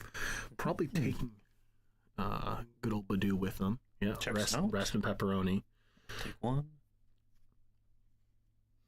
Was this Serrano off prizes? Or no, they only play one Serrano, my bad. But interesting. Two. Okay, yeah, I think that was a Serrano as well. It could have been a Turo. We did see a Turo get discarded earlier, but I could be wrong. Okay, Fan Rotom's coming up, but we still have an energy get out, so unless... But the item lock is over next turn. Yeah. Unless we see another Stretcher Badoo, which would be insane. I told Glenn if it was possible, I was a bit too late to ask him to get the Badoo cry every time Badoo uses Ichicon. It would have been really out of... We could do the noise ourselves. We could do it. All right. Oh, yeah. Nice. We did see Noctowl get played, so we do got a Stadium coming to play. And I do think Area 0 is definitely Area 0 makes sense. Yep. Expand the bench, get rid of things when it gets knocked. Because I don't think he plays actually any Stadiums here, so nothing to worry about. Oh yeah, we do have 2 Ends Castles. Ends Castles, ignore me. Ignore me, everyone at home. But yeah, Area Zero makes sense here. Build up the bench, get some other stuff set up here. We're going to start seeing a bunch of Dusclops come in. And Dusknoirs. Yeah. And that second commander, good to be safe on that bet. And another Pidgey. It's also definitely a safe bet to go with in this situation. Yeah, don't really need to worry too much about that Fan Rotom because if we see energy come down, we can Night Stretcher it up. Hopefully Miku's able to catch up here because, now that Caitlin's bench is a lot bigger, I don't think Flame Body Canning. Oh, we're seeing Zoroark. We are seeing Zekrom. Bullstar was dead. Now that Caitlin has like a much more established bench, 2 Pidgey, another Charmander, Dusclops, Hoothoot, I don't think Flame Body Cannon is dead of the play anymore. Yeah, Voltage Burst is going to be the attack to play, so... But I think that is the wrong Zekrom, because it's Zekrom EX we're looking for, and Zekrom, are we not? Am I crazy? I think editor might have put the EX and not the ends one. It's okay. I could be wrong. That looks like the... there it is. There we go. Yeah, Rampaging Thunder. 250. So that is still not enough for a Zard knockout. Yeah. Still in a situation here for Miku because we're just not doing enough damage here. Yeah, Miku's definitely going to need the Mochi Black Belt combo to kill that Zard if they are going to. But then then, still not enough. It's still not going to be enough because there's still that other Charmander on bench. So there is still a case that Caitlin gets that one evolved, like right after that other one gets knocked out, and then it's back to that uphill battle. Okay, I'll play Secret Box here. Just going to Zoroark, Lily's Determination, and an Energy. Okay. What are we looking for? What do you need? Countercatcher. There's Mochi. Yep. Okay. Yep. Castle. Let's see what else we're looking for here. An Iono. No Black Belt. Black Belt must be prized. Yeah. Zard's going to be even more of a problem to take out then. I think we're going to see a Countercatcher to lock because I think we're not seeing enough here from Miku here because that's all they can really do. I don't want to say delay the game, but like I'm not seeing a line here for Miku to really deal with the Zard here. What do you think Miku's going to bring up here? Oh, okay. Yeah, I forgot. Area Zero is going to bump Caitlin back down. Let's see. Yeah, it makes sense to get rid of... makes sense. Yeah, because... makes sense to get rid of the Noctowl Pidgey, but what else are we going to get rid of here? Noctowl for sure. I think is definitely to get rid of. Dusk. I guess. It's a possibility, since Caitlin is pretty ahead of on prizes. Right now she's doing about 240. Yeah, 240, since she's taken... Well, 210 because Miku's only Miku's only taking one prize with so 210. So you could go with that, but then you're leaving Zoroark with a lot of Tropla goes off the bench. Makes sense here. Get rid of it. I don't want to look at it. Oh, Black Belt's in hand actually, which is kind of funny. Okay, Pidge coming up, and we're probably gonna see the Flame Body to take out the Pidgeys. Now we're hitting at 270. Game's looking a lot closer here. Yeah. But yeah, now Zardy is hitting 270, and not having that Dusknoir line is going to be a bit of an issue. They would have been targeted either way, because if the Pidgey didn't go, then Dusclops would have been the next target there. That is very true. Very curious to see what we see here. It's a really awkward situation for Caitlin to deal with, because the stadium bump definitely did that trick of making the board stay a lot more sectioned off and like condensed, limited for Caitlin to be able to play around and get past Zoroark. A lot more options, but now it's kind of limited here. So we are going to see. And if Caitlin does swing 270 on Zoroark and Miku gets a Reshiram out, that is going to be a big problem. Since that Reshiram will likely be swinging, or Zoroark with Reshiram's attack is going to be swinging for a lot of damage. Yeah, Area Zero is coming back into play by the looks of it here, along with Super Rod here, bringing some Pokemon that are in our graveyard. That's graveyard. In our discard here. Area Zero first, knocking the stadium here. Let's bring back some Pokemon to play Energy. very important right now. It is very important. Because if we're going to evolve that second Charmander into Charizard, we're going to need those energies. And Duskull coming back as well. Makes sense to me. And with Zard, usually you're running pretty limited amount of energy. You aren't pulling a whole lot, so probably a good idea to definitely get that energy back. Yeah, we're probably also going to see a Buddy Ultra Ball first. Okay. Both Pidgeots. That sucks. That's a little painful from the past. Get another Well, at least Charizard. she's able to get a Zard out. Yeah, we're going to see a second Two Zard. is Get better ready. than one. Yep. And then we're going to Rare Candy into our second one here, bringing back those two energies that we had that just came back from the Super Rod. I don't think we have a third, but this is also telling Miku there is no more energy, which is also kind of dangerous. Buddy Poffin bringing in the Dusk. Here we go. That makes sense to me. Let's see it. Show it to me. I think I did see at least a couple energy in there. Particularly, I think a Jet energy? Yeah, Jet would be super helpful as well. So, Jet would be deadly delicious. But the only hard part now is just getting it, because now with no Pidgeots, there's no consistent way of just getting whatever out of the deck. And then that nest ball for Pheasantipity here, we are going to see flip the script here, getting a draw on 3 more cards here, really giving Caitlin good position, really good hand. What was that? That was a Briar. Oh, That shit. Oh boy. Oh, we're cooking. Oh boy. Oh, we got boss for Petch. Good old knockout on Petch. See ya. Go to the Shadow Realm. We That don't does limit Miku's options a lot now, because those are finding treats. Mochi Poison is not really an option unless No, Miku has a Janine to help out in that I situation. don't think But we got it. I don't see a Janine on I this don't list. think I see anything for that, and that was the only patch. So hopefully Miku's able to possibly Night Stretcher back out or something along those lines. It's looking pretty rough here right now. Yeah, because I think Caitlin only needs to take 2 prizes. Correct. Yep. Looking at the prices, the prize trade It is here. 3 and 2. Yeah, Miku and 3, Caitlin 2. Miko's got to put something up before you draw. Okay. Let's see.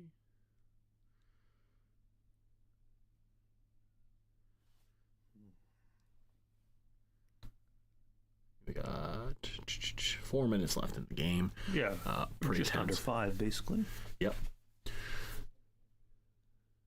Oh, they just asked for time at the same time as us. We're psychic. All right, we're seeing a boss come into play. We are probably going to see an attempt to stall, but I don't think Amico realizes there is a jet. Yeah. But Caitlin has, I think, 1 fire energy and 1 jet energy still left in the deck. Yeah. From what I could tell. So Miku's options is to possibly bring up Fez and then try and stall, but that's going to be very difficult, I think, since then it just comes down to, will Caitlin draw into either of those energy? Because I haven't seen Caitlin's hand, but I think she might have some sort of draw support. absolutely. I would not be surprised if she has Lily in hand. Oh, we are seeing Night Stretcher. Night Stretcher. The difficulty here is even if Amiku does Night Stretcher back patch, and then we are seeing Binding Mochi, we are seeing Poison. In the off chance we do knock out this Zard, there is still the 2 prize trade. And Caitlin still possibly could have Boss for that Fez. Yeah, not a lot left in that deck either. So I think Caitlin's only used. look at that. Yeah, I see a boss in hand already. Oh, yep. Sorry. Oh, That's discard. I was like, that's crazy. Because yeah, she has 2 bosses. I think she's only used 1 from what I've briefly caught there. Hasn't been a whole lot of dusting up from on Caitlin's end as far as I can tell. It's going to be a tough one here, but Caitlin still does have her Ace Spec too. Yes, We have yet to see that come out. might be prize. Okay, yeah, we are seeing a Miku come in. We are seeing a com with a trade. What are we getting? We are seeing NSPP up. And a boss, I think that was Yeah. it. Yeah. We're probably going to see the Binding Mochi come in. More than likely. Miku needs to do Okay. something here. But no, it's not going to be enough damage. It's not enough. And also, We already played support with the for turn. poison, he's Miku's going to possibly get knocked out next turn because of the 10 damage from poison. Yep. It's a rough game state here on Miku's end. Hopefully.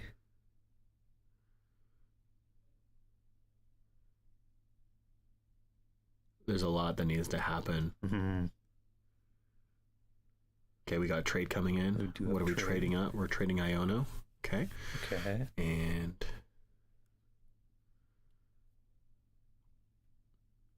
what are you hoping to draw? Oh, we're doing it. Sorry, we're doing an Okay, Iono. we're doing an item. Okay. Not bad.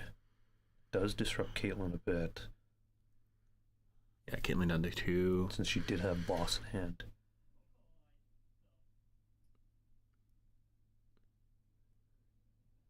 All right, we are seeing a Miku do that. Okay. So manual retreat. Okay.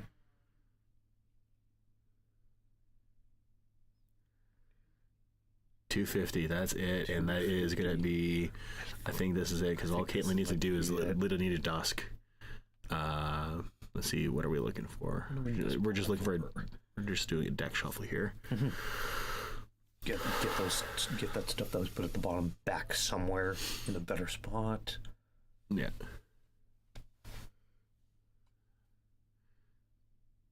Yeah, to hit for 270 here.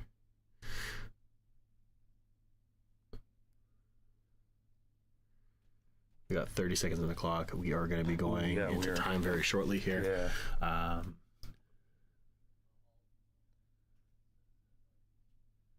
Okay, what does Miku need here? Didn't get the knock. Can't return with Fez. I mean, I think the option here is just to retreat into the other Zork, and but the other Zork doesn't have any energy. no, No. he has no energy to play. That's the problem. Yeah. He's got We one. do have one in hand. That is something, but we need to see another PP up if possible. Oh, that's time and round as well. So Okay, we are in time. Miku is turn 0. Let's see what we can get done here. Mm-hmm. Not a lot of cards that left in that deck either. Yeah, I think Miku's just going to have to pray and trade. Pray and trade. Pray and trade. Oh. Why would we want to do? No, you don't want to do that. No. No. Zard does not have enough energy in discard to be able to do that right now. No, what Miku needs to do here is play your boss, bring up the Fez, lock for a tie. I think that is definitely the play here. Yeah, because that's all you can really do. Because even if you knock out the Zard, Caitlyn gets the chance to Fez, and then she can get anything off that. So it becomes a lot more. I don't even know what happened there. I don't know. I just heard unlucky potato. Yeah, that's what I heard too. So I'm gonna guess Miku just conceded there. I think he conceded. I think he noticed the line. There's no way. Yeah, there's the way no out way. is going to be a lot. Is too more, much there. Yeah. So that was our hype round 3. That was pretty good. We will update you next round. Who won? Because I just saw 2 scoops. I'm like, I don't know. Yeah, It's like Raisin Bran, 2 scoops.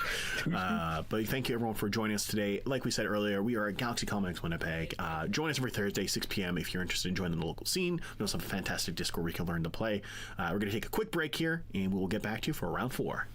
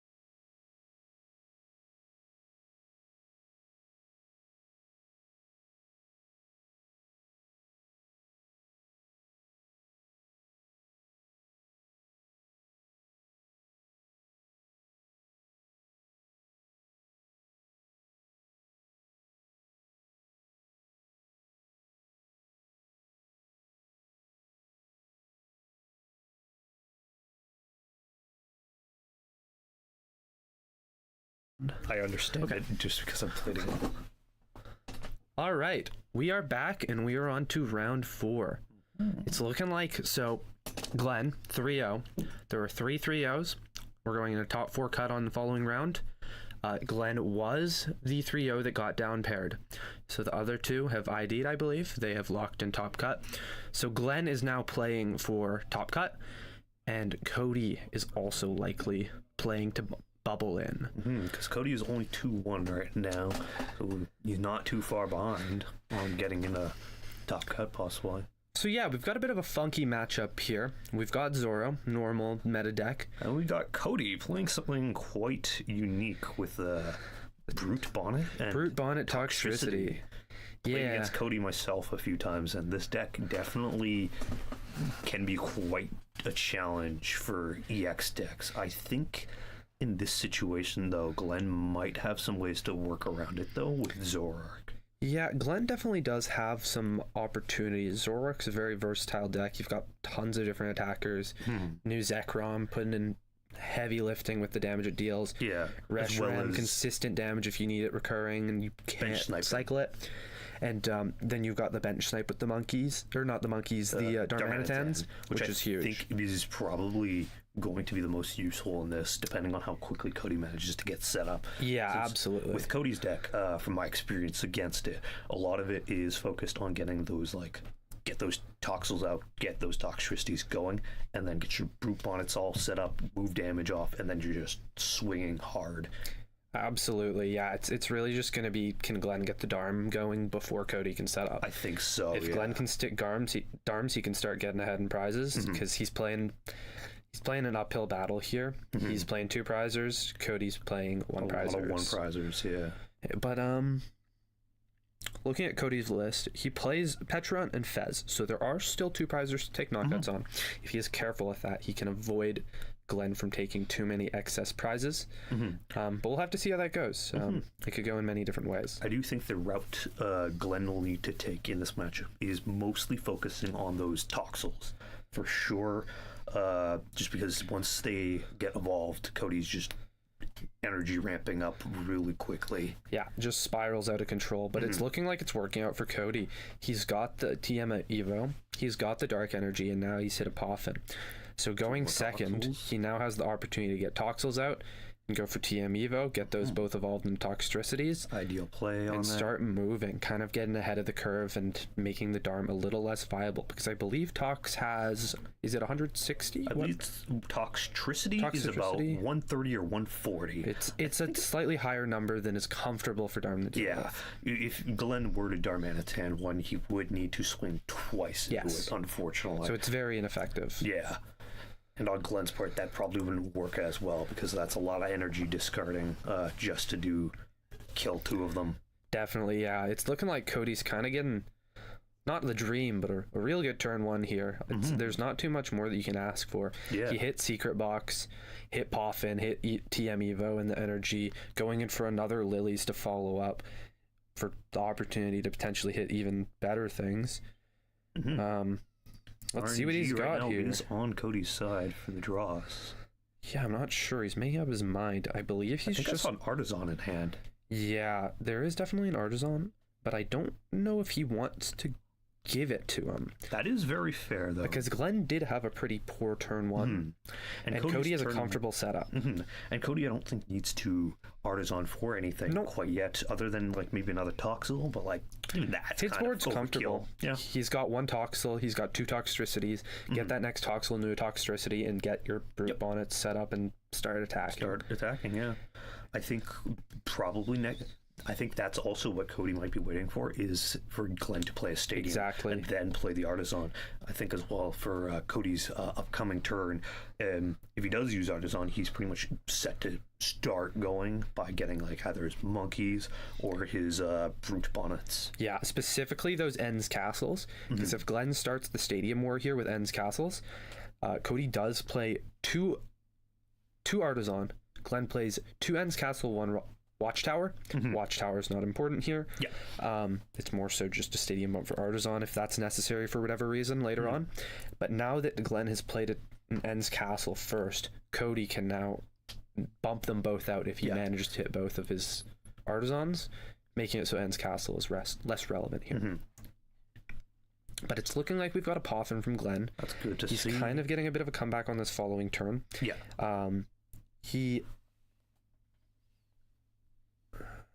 We got 2 Zoros on the bench. We got a hand attached to one of them. Okay.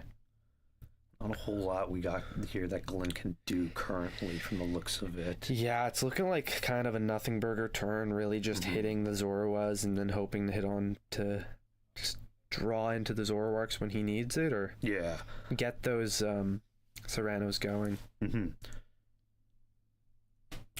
Coming back to Cody. We got a Rocket Sneasel on the board. Looks like Cody's trying to prep for bench sniping. Makes sense. Rocket Sneasel does seem like quite the good option in this matchup. Does 20 damage to one of your opponent's bench Pokemon for each damage counter. As long as Cody's basically got a Monkey Dory onto his bench, I could see him just moving any of the damage that he put on with Toxtricities off like that right there, and then just onto one of those Zoras, and then just start swinging at them and taking them off the bench. Yeah, and he's got the energy attached to his active, so he can just retreat, go into the Sneasel, move counters, attack, take that energy off board, leaving the only energy on the Pecharunt, and leaving him with one on board. Zoroark, which is a really sketchy situation to be in. It's not looking great for Glenn. It's looking pretty rough. Pretty much the dream for Cody, and Glenn's behind the curve with a poor turn 1. Because now Cody, he's just going to go for that bench snipe, and we're looking at 1 Zoro left on bench for Glenn. Hopefully he'll be able to catch back up and start playing some more stuff. Okay, good. We got a Zoroark out now. That's good.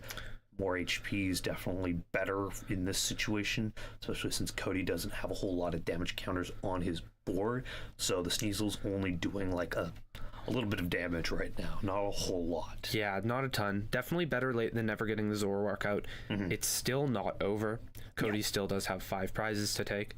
Glenn can possibly make this work if he manages to disrupt him enough. Yeah.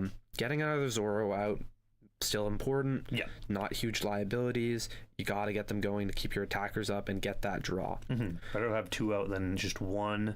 And especially if Glenn gets the chance to bring out another Zoroark, then he'll just be able to trade every now and again to get more cards in hand, and then hopefully catch up to a good enough point to deal with Cody's shenanigans here. Yeah, going for a trade, dumping a Dark Energy to get the first energy and discard for End's PP up, attaching an energy to a Zoroark, and now going for the Lilies.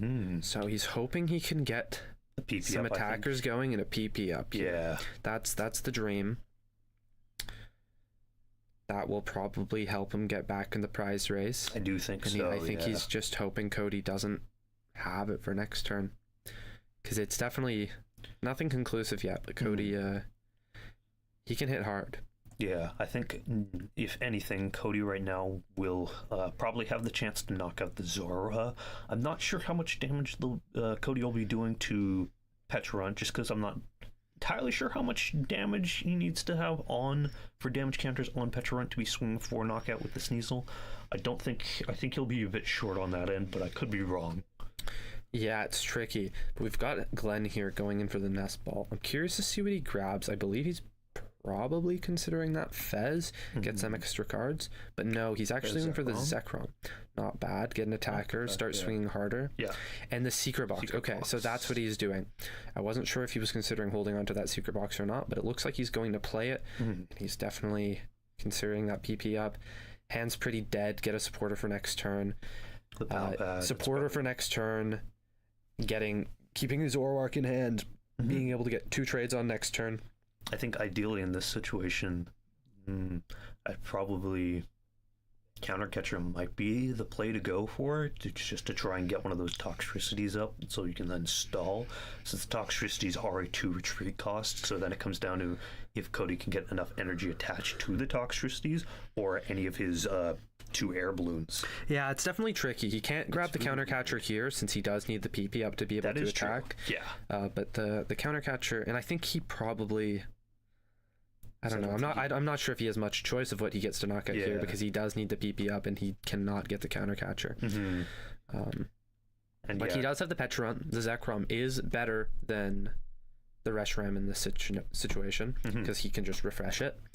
And hitting harder is always better. Saves bench space. Bravery Charm to Zora. Prevent that Sneasel from taking out on the following turn if Cody gets the chance to do so. It looked like Glenn almost went for a premature retreat there before going for the PP up. Okay. But he caught himself. Cool. Didn't take his hand off that Petrant before it hit the bench, so we're fine. No massive misplays. Always like to see proper clean games. Definitely the right call to bring up the Zoroark now. And yeah, going for the Zoroark. Probably just going to be swinging 250, taking out that Sneasel. Definitely keep that Zoroark. Zoroark safe on bench. And yeah, taking his first prize. Glenn's got the first knockout on his side. So we're looking at both 5-5 on prizes now. Cody brings a Monkey Dory, which is ideal in this situation when his bench is just Toxtricities. Yeah. Those Toxtricities are a 2 retreat cost, so he's going after a line either getting energy attaches to them or balloon if he was to try and retreat them.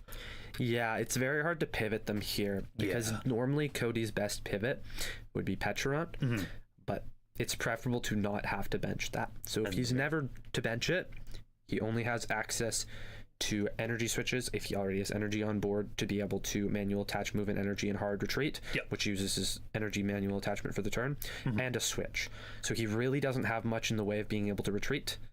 Currently we're seeing Cody, who went for the poke pad for Bonnet, the play for Artisan to get rid of that Ends Castle for to then get another Monkey Dory.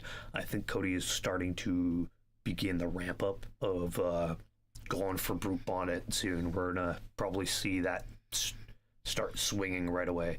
He's got the 3 energy attach off Toxes. I think we're just gonna have to see if he has a way of retreating that monkey or another energy to attach to another one, because he's going to need to get, I think, all that damage off Brute Bonnet, or at least most of it, to swing into Zoroark for the knockout. He's going to need to do at least 300 from what I can tell. Yeah, it's going to have to be a big hit here.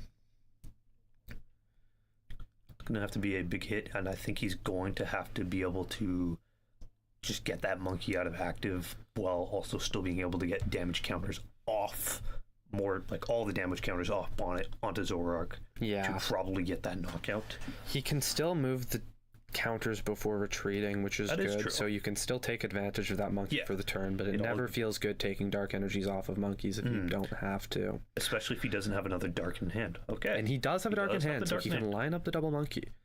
I think we're going to be seeing Bonnet going for the big strike, the big hit on Zoroark here. Yeah, I believe so. Always interesting to see, because that's going to put Cody a decent bit ahead in prizes. Going to put him down to 3. And then Glenn is still at 5, pretty much unable to beat him in the race. So he's really got to do something to stunt this strategy, or there's going to be problems down the road. Yeah. And there's the sledgehammer there. Goes for the knockout, takes 2 prizes, and there's no Ends Castle in play. So he's still got that Petrant, but things are a little different here. I feel like that'll probably need to be what Glenn probably does next sometime soon. Yeah. Artisan can be a problem if he does knock out the Bonnet. That is good, but then there is a lot of easy ways for Cody to get the Bonnet back out, either from discard or from deck, since he does run 2. Yeah, still got that Artisan, which could always get bumped. Looks like Glenn's going for the search off the Artisan right now, if I'm not wrong. Definitely a good call. Fill out the bench a bit more here. Yeah, but Glenn did top deck an Iono at the start of his turn, so he may have some opportunity to do some hand disruption, possibly take a knockout here. Since Cody is at 5 in hand, that would be probably a good idea, depending on what Cody has in hand there. He can still accelerate energy, but if he manages to hit the stadium bump, for causing Glenn to miss, okay, he will not be going for that. Going for the Janine. Okay. Going for the Janine. It's very possible he has no other way to get energies out. And that's not entirely surprising. We don't have to worry about poison damage at all, since none of them are inactive. That's good to see. All right. And Glenn does have the PP up. I think Glenn also has not hand attached yet. He is not. So There he is does still- have a large amount of flexibility this turn Yeah. with his energy. And he does we have the see the Ends stadium Castle, so he has the free retreat, no pets required. Is he gonna go for the hand attach or the PP up? Yeah, That's that the I'm next not quite question. sure about. It looks like he's considering doing some trades first. He's We see a boss and got a a nest ball. boss and a Nice. nest. The boss might be useful for Okay, later. he'll be going for the PP up. TB up. Got it.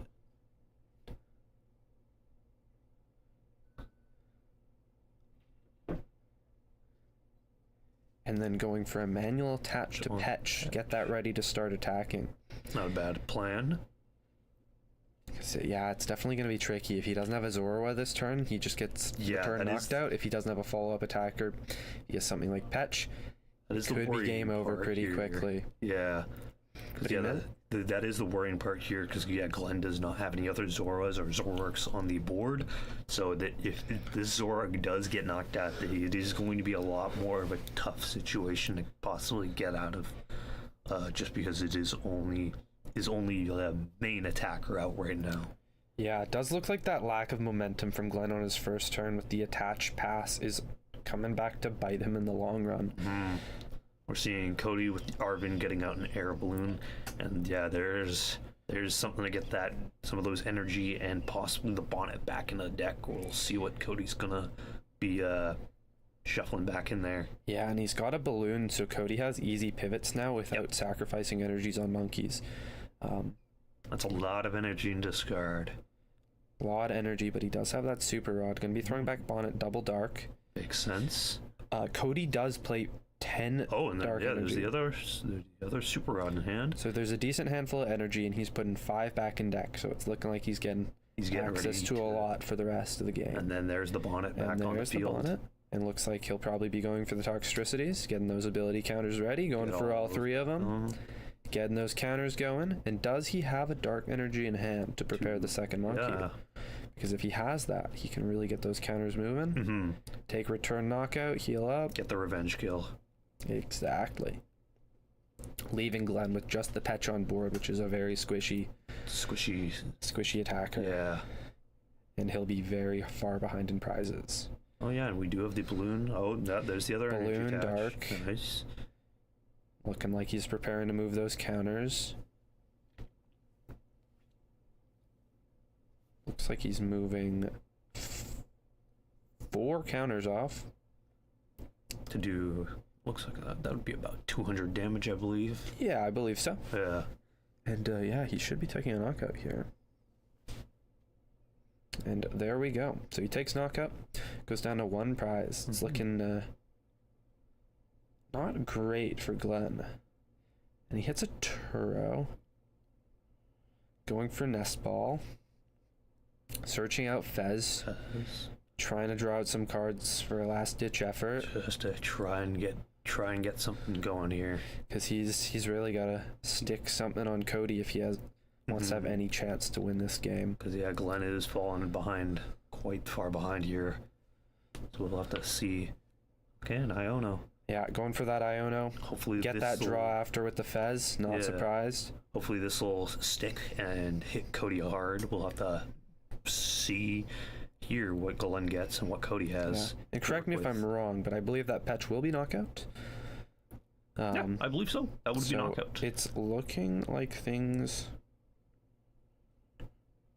are going about as well as expected for Glenn in this final turn, but Gets the it's knockout kind of on tricky Bonnet. just because it's so far behind. Cody doesn't need much here to And pull Cody this can, out. yeah, and Cody can get going really fast. Oh, and there's another He's got Bonnet. brutes. Does he have the energies? Yeah, it's all gonna come down the list. That's the question. He's got the monkeys. I think he might have the energy. I for believe it. so. He's got at least 2.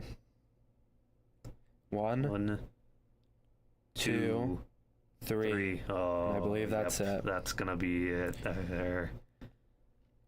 As Cody just moves all that, moves it all. that damage off, just Swings. strikes for knockout. GG. Yeah, really just that lack of momentum from Glenn in the early turn makes that really hard. Just the prize mapping and everything, and one prize matchup for a deck like Zoroark's really tricky if you fall behind. Yeah, and with Cody's deck, once he starts getting damage on that board, it becomes a lot hard to deal with his main attacker, which is usually Bonnet. In that matchup, typically you want to be going for the Toxtricities, but if you can't get going fast enough and you can't consistently bring up those Toxtricities, it is going to be a lot more of an issue, especially on top of just having Monkey on there. Then it just gets out of hand really quick. Yeah, definitely. Cody got everything set up real quick as fast as he could. Energy Excel was great. His recovery, he hit it all. It did not help that Glenn was not able to get a solid start going. Yeah. That beginning draw was just rough. Rough early setup from Glenn. Great setup, great consistency, Energy Excel from Cody. Whole 9 yards, got it all. But yeah, it's interesting. So I believe Glenn would be 3-1 now. So it's looking weird because I think he's on the bubble now. So Cody has now put himself on the bubble. I believe that there, as I was saying earlier, there should be 2 301s for a top 4 cut, which are likely locked in, assuming they ID'd. And then, yeah, the remaining 2 slots are up to a decent handful of players. And it just comes down to resistance at that point.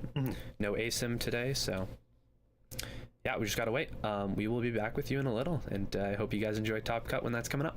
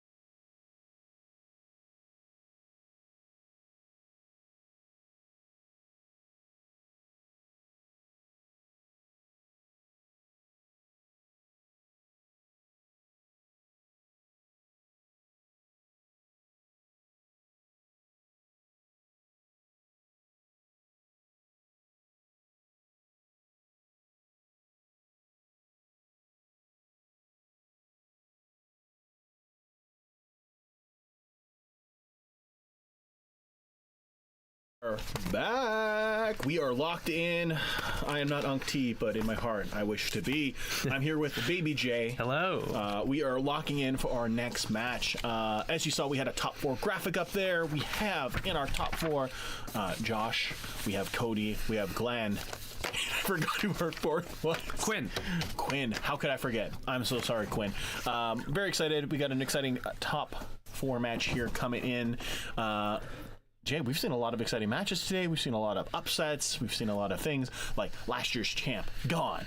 Josh. Yeah, Josh Mangaba out. Crazy. New Josh is in. Josh is in. Dirksen.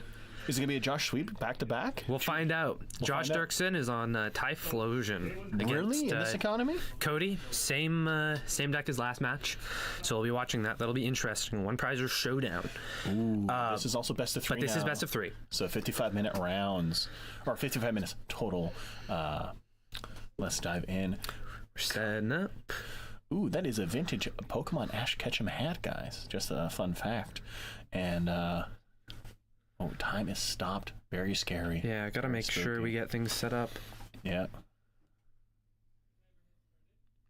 Timer has started according to Cam. They are locking in. Oh, strong opening here. Toxel. Fun Pokemon. If you play Pokopia, they are in it. That was scary. What happened there? But we are back. We are live. We are in it. And it looks like Cody is going first, opening with a Pokepad. Yeah. Getting in. What would he even want to get here? He's looking obviously for a basic, kind of gets board set up here. Looking at his deck list, he's probably going to get either a Monkey or he's going to get another Toxel. Yeah, definitely looking like Toxel's probably going to do about what he did last match. He won't have access to the TM Evo as quickly as he is going first this time. But he will want to be getting as many Toxels out to be able to get them to accelerate energy. Accelerating energy is really important. It's going to be a battle of attrition here because his energy excel is a huge resource battle. He plays 10 energy. He's going to be constantly cycling 3 energy trying to knock out with them.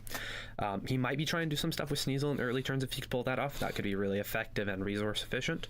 But he does have to be careful because Josh... he's a little more focused on trying to set up his board. He does have stage 2s as his attackers, which will be more difficult to get out. But Cody will be dealing with the energy battle long term. He is constantly attaching multiple energies and getting them knocked out. Josh is only attaching 1 energy. He's more focused on making sure that he can retreat into the correct Pokemon. That's because he does not have much energy excel. It's pretty much just manual attaching. But yeah, he's got to keep his board in check. And then Cody, obviously, he wants his board to be good as well, but he is more focused on the energy game. Now we're going over to Josh here, getting up and set up here. There's a lot of things he needs to get going here. We do see an Ethan's Adventure in hand. I love this card. The art is fantastic. But Ethan's Adventure is going to help him get up, set up with his Cyndaquils and Typhlosions early on. Searching, I believe Ethan's Typhlosion lets you search for 2 Ethan's Pokemon and an energy, correct? It is up to 3 in any combination of Fire Energy and Ethan's Pokemon. Yeah, so what he's going to want to do here is definitely get some Cyndaquils on bench. Probably going to energy to start. Yeah, that makes most sense to me for what we're looking at this deck as well. And then I think we also have some interesting cards in hand here. Some cards we're not going to see played, obviously, this round as well, given this matchup. Did he pass? No, he's doing a deck search, sorry. Yeah, he's just taking his time here, doing his initial deck check, because he is concerned about what he has prized. Because he does need to make sure all of his Ethans are in his deck. He does have a redeemable ticket in his hand. So if he has to, he can recycle his prizes, get new ones, and hopefully make sure all of his Ethans are in deck, because his damage does It's very multiply important. based off of the Ethans. He won't need as many as he normally would, because he doesn't need to be hitting super hard. So if he prizes one, it's not necessarily the end of the world, and he might not need to risk playing the redeemable ticket. But yeah, he's got the three Cyndaquils out, decent early setup. He'll probably be trying to get some Tricloaks out. Yep. Tricloaks are very good consistency here. But I have a good feeling that these guys are both going to be building pretty large hands. Each of them both only play 1 Iono is their only hand disruption. There is a good amount of lilies, so there will still be shuffle drawing, but there will be very little hand disruption. They will be mostly left to their own devices with their hand size. And it's talking about lilies. Cody immediately going over to his turn, and then he gets the lilies off. Searching out, getting another 8 new cards, hopefully to pull off whatever he needs to pull off. What does Cody need to set up here? Cody really needs to get as many Toxtricities in play as possible. It appears that he did hit 1 before he played a lily, which is quite good. I do not believe I see any in his hand as of right now. No. But he does have... Okay, actually, he does have one. Sneaky. I missed it. It looks like he has an Artisan as well, which may be something that he wants to play, a Nest Ball. But yeah, I think he's going to be trying to focus on taking the first knockout here, as long as it's not too draining on his resources. Sneasel is a bit of a tricky one, because it is kind of hard to get the counters on there unless he can get the monkeys going. But he does not need as much energy, because he does have an energy attached to his active, so he can retreat with that. He does not need air balloon. He can accelerate 2 with his 2 Toxtricities on bench, and Sneasel, I believe, only requires 2 to attack. So if he still has room to attach to a monkey, to move 3, to hit a knockout on a Cyndaquil. Let's see what he cooks. It looks like he is going to try and do that. Yeah, he's considering a monkey. He might be thinking of some other stuff. It does appear that he does play a single Turbo Energize, which is in his hand at the moment, which could be something that's on the table. Pretty good way to set up a lot of monkeys really quickly. But it looks like he's going for just straight Excel to Toxtricity to try and set up with one of those to attack. Because if he does manual attach to that here, he can start doing just consistent swinging, very few resources. It's honestly really not a bad option. The only concern is that if Josh kind of goes off, brings out a Typhlosion into play and immediately knocks it out, he is losing a large amount of his Excel in the early game. But he will be hitting hard, and he's spreading counters to the bench, which gives him the opportunity to try and take multiple knockouts using Monkey in the next turn and just swinging hard into the Cyndaquils that do not have counters on them. But we did see a pass. It's looking like a pass. I don't believe he has that extra energy. Either that or he does not want to greed into the knockout. Nice Coming evolution to Kulava here. It's going to get him another Ethan's adventure. Yeah, getting the Kulava. Kulava is really useful for searching out your Ethans. Always good to keep training those, or at least getting them discard. It does appear he has a Typhlosion and energy in his hand, so he would be able to get attacking if he had a rare candy. Not sure if that's something he would like to do. Things are definitely... His hand's a little iffy, but I think he can make stuff work. It looks like he's got a rare candy. 1 Ethan's in discard, so he'd be hitting for, I believe that would be 100. It is enough to knock out Toxel here, so. It is, which is good. Ooh, rare candy. Yeah, rare candy, air balloon. Air balloon, always good to have to keep pivoting.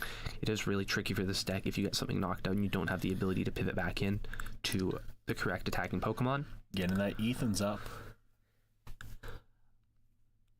Yeah, gotta keep those Ethans going. Even if you're not gonna play them, keep searching them. It's free to search. Thins your deck.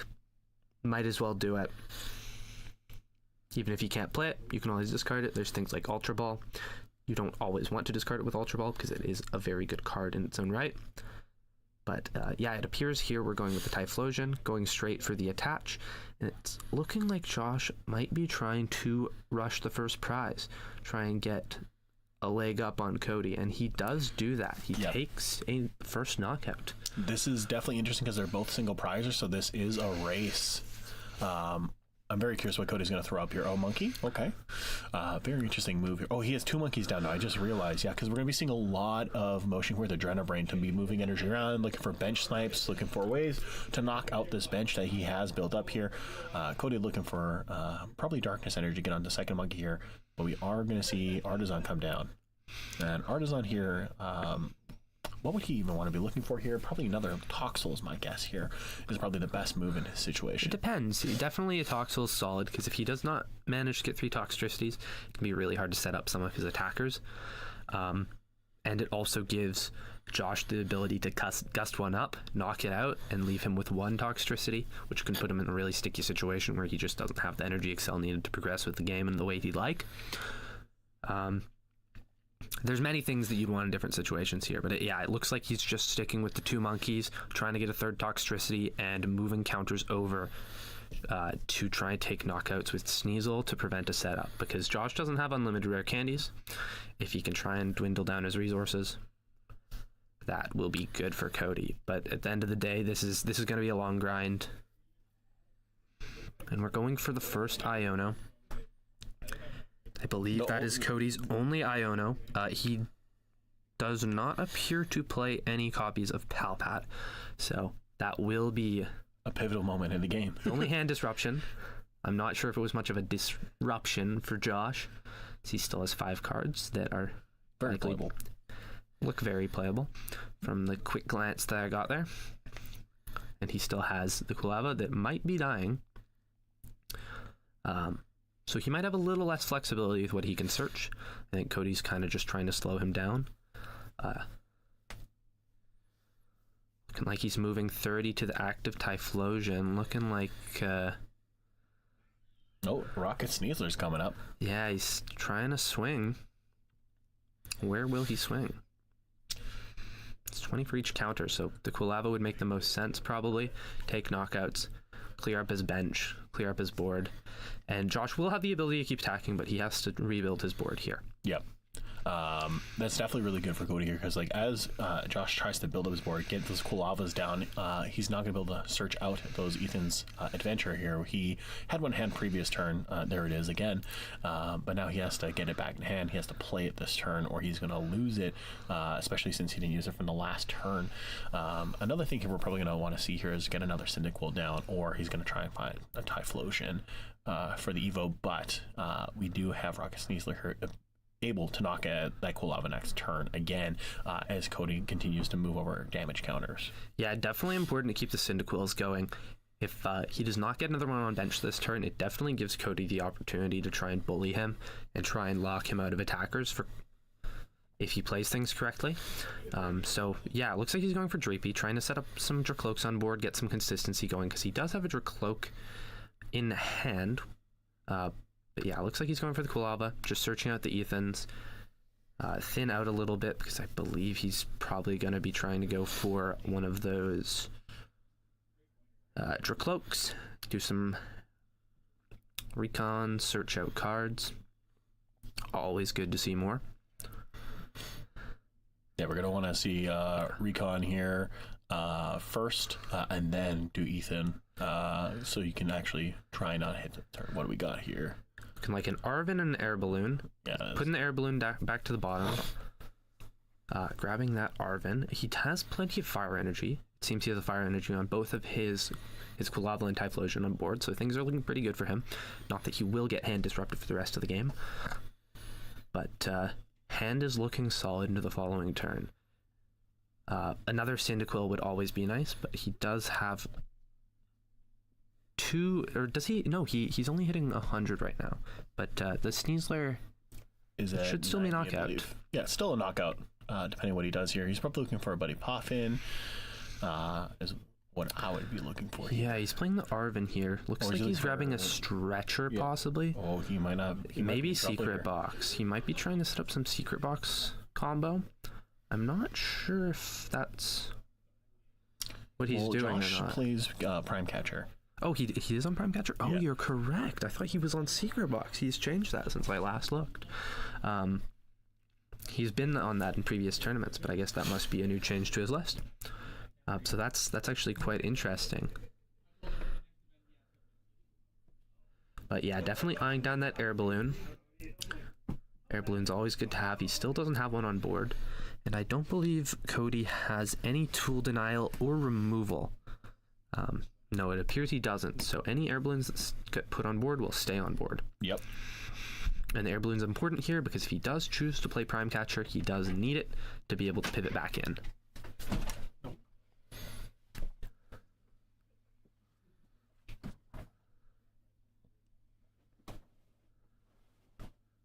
Shuffling up his deck. It's looking like he's getting ready to prime. attaching that air balloon, and he's probably going for it. Yeah, there it comes. Taking out the Toxtricity without the energy on it. I think he wants to trap the energy on the other Toxtricity. I think that's his thought process, because he can try and prevent... If he knocks this out, Cody will likely not want to promote the other Toxtricity as an attacker, as he will risk losing pretty much all of his energy excel. But if the energy is trapped on the Toxtricity, then it can't go on other attackers. Exactly. He does still have the energy on the Sneasel. Still there, not going anywhere for now. So he will have the opportunity to knock out other stuff if he manages to get some more damage counters on board. But it's looking like he'll have... he won't have a ton of room to work with, because he might be able to get a second Toxtricity going in the next turn, but he's getting one knocked out right now. The other one, he still has 2 monkeys, only one with energy. But the one he has on board only has 10 damage counters on it. So gotta wait and see if he can get another. Yeah, not moving enough damage around to do really much of an impact right now. So Cody needs to draw into some crucial cards here. We can't see his hand because of the camera, but it looks like he's going to probably Night Stretcher into a Darkness Energy here, if I'm correct here, based on he is trying to... he did a Super Rod, my bad. So yeah, he Super Rodded into a Toxel, into a Darkness, and then he's going to Arven, possibly bringing those back. So let's see what he is doing here. We're doing a quick deck check. Yeah, and did he... I looked away for a second. Did he play a Super Rod? He played Super Rod, and he put Toxel and 2 energy back into deck. And then it looks like he Arvened, and it looks like he's going to Air Balloon and probably... Let's see what else. What other item would he want to get in this situation? Probably another Super Rod is my guess. Yeah, he does play 3 Super Rods, so he's got a lot of recovery, which he's going to need just because this tech burns through so much energy and so many resources, and especially with the way Josh is trying to play, just trying to disrupt its board and force Toxtricities off to prevent him from playing Here comes the game. Toxel again, I believe, or is he going to get another monkey? Yeah, he will be getting another Toxtricity. Setting that up. I'm curious to see if Josh tries to knock out another one, because Josh here, he has Prime Catcher, which has already been burned. Yeah. His only other gust is 1 Counter Catch, and he's currently ahead in prizes. Likely will be ahead in prizes going into the coming turns, unless something goes catastrophically wrong for him. Yeah. So it's looking like there will be no gust. But yeah, the Brute Bonnet, big resource intensive heavy attacker, and he's already... Did he ever play that second Super Rod? Not that I saw. I don't believe so. Still in hand. So he's got that ready. And yeah, I believe he plays 1 Night Stretcher, so he has the ability to recover some stuff. I don't think he's played that, but he's basically, his only recovery is 3 Super Rod, 1 Night Stretcher, so he can't get much back if he burns through too much of it. So he's got to be real careful. 2 monkeys up now too, and he's going for the Sneasel, looking like to move damage with Monkey to knock out the Lava. Yeah, that's what we're seeing here. So Josh will still be able to follow up with the Typhlosion for the 3rd turn in a row. Getting another Dracloak in play. Ultra Ball, Iono, Energy in hand. It looks like he's going for some Dracloaks before playing the Iono. I believe he's probably trying to get cards to play an Ultra Ball. Grabbing another Ultra Ball. I believe he's eyeing that one down because I think he has another Cyndaquil in deck. That would be really great to get out here. If he doesn't get that, and Cody does manage to knock out his last Typhlosion, there will be problems. Yeah, this will definitely be going into the next game if that happens. Because Cody's set up pretty good here for next turn here. If he, like you said, if he does not get the Cyndaquil down, Josh is sorting this out right now, but he has to realize he needs to get that Cyndaquil down because Big Teeny's not going to do anything for him here. Good to get rid of it. He has to see a Cyndaquil here. If we don't see Cyndaquil, it might be going into next game. And it looks like he's eyeing down that Shaman, which would protect his bench from the Sneasler. I don't think I saw another Cyndaquil in deck, so I think he's going to Iono and hope for the... because we are not seeing a lot of... Iono, he's played 1 Stretcher, but he does play a Sacred Ash. So Sacred Ash would be nice to hit here. Yeah, if he hits Sacred Ash, he would still need a way to search out the Cyndaquil, though. Last card in hand, I believe, was a Fire Energy there. Yeah. So nothing too important. Let's see what these 4 cards are. Looks like he got a Sacred Ash. He did get a Sacred Ash. I do not believe he has a way to I think he has an Ultra Ball in hand. We'll find out. So it's 5 Pokemon, so he gets to really put a whole lot of stuff back in.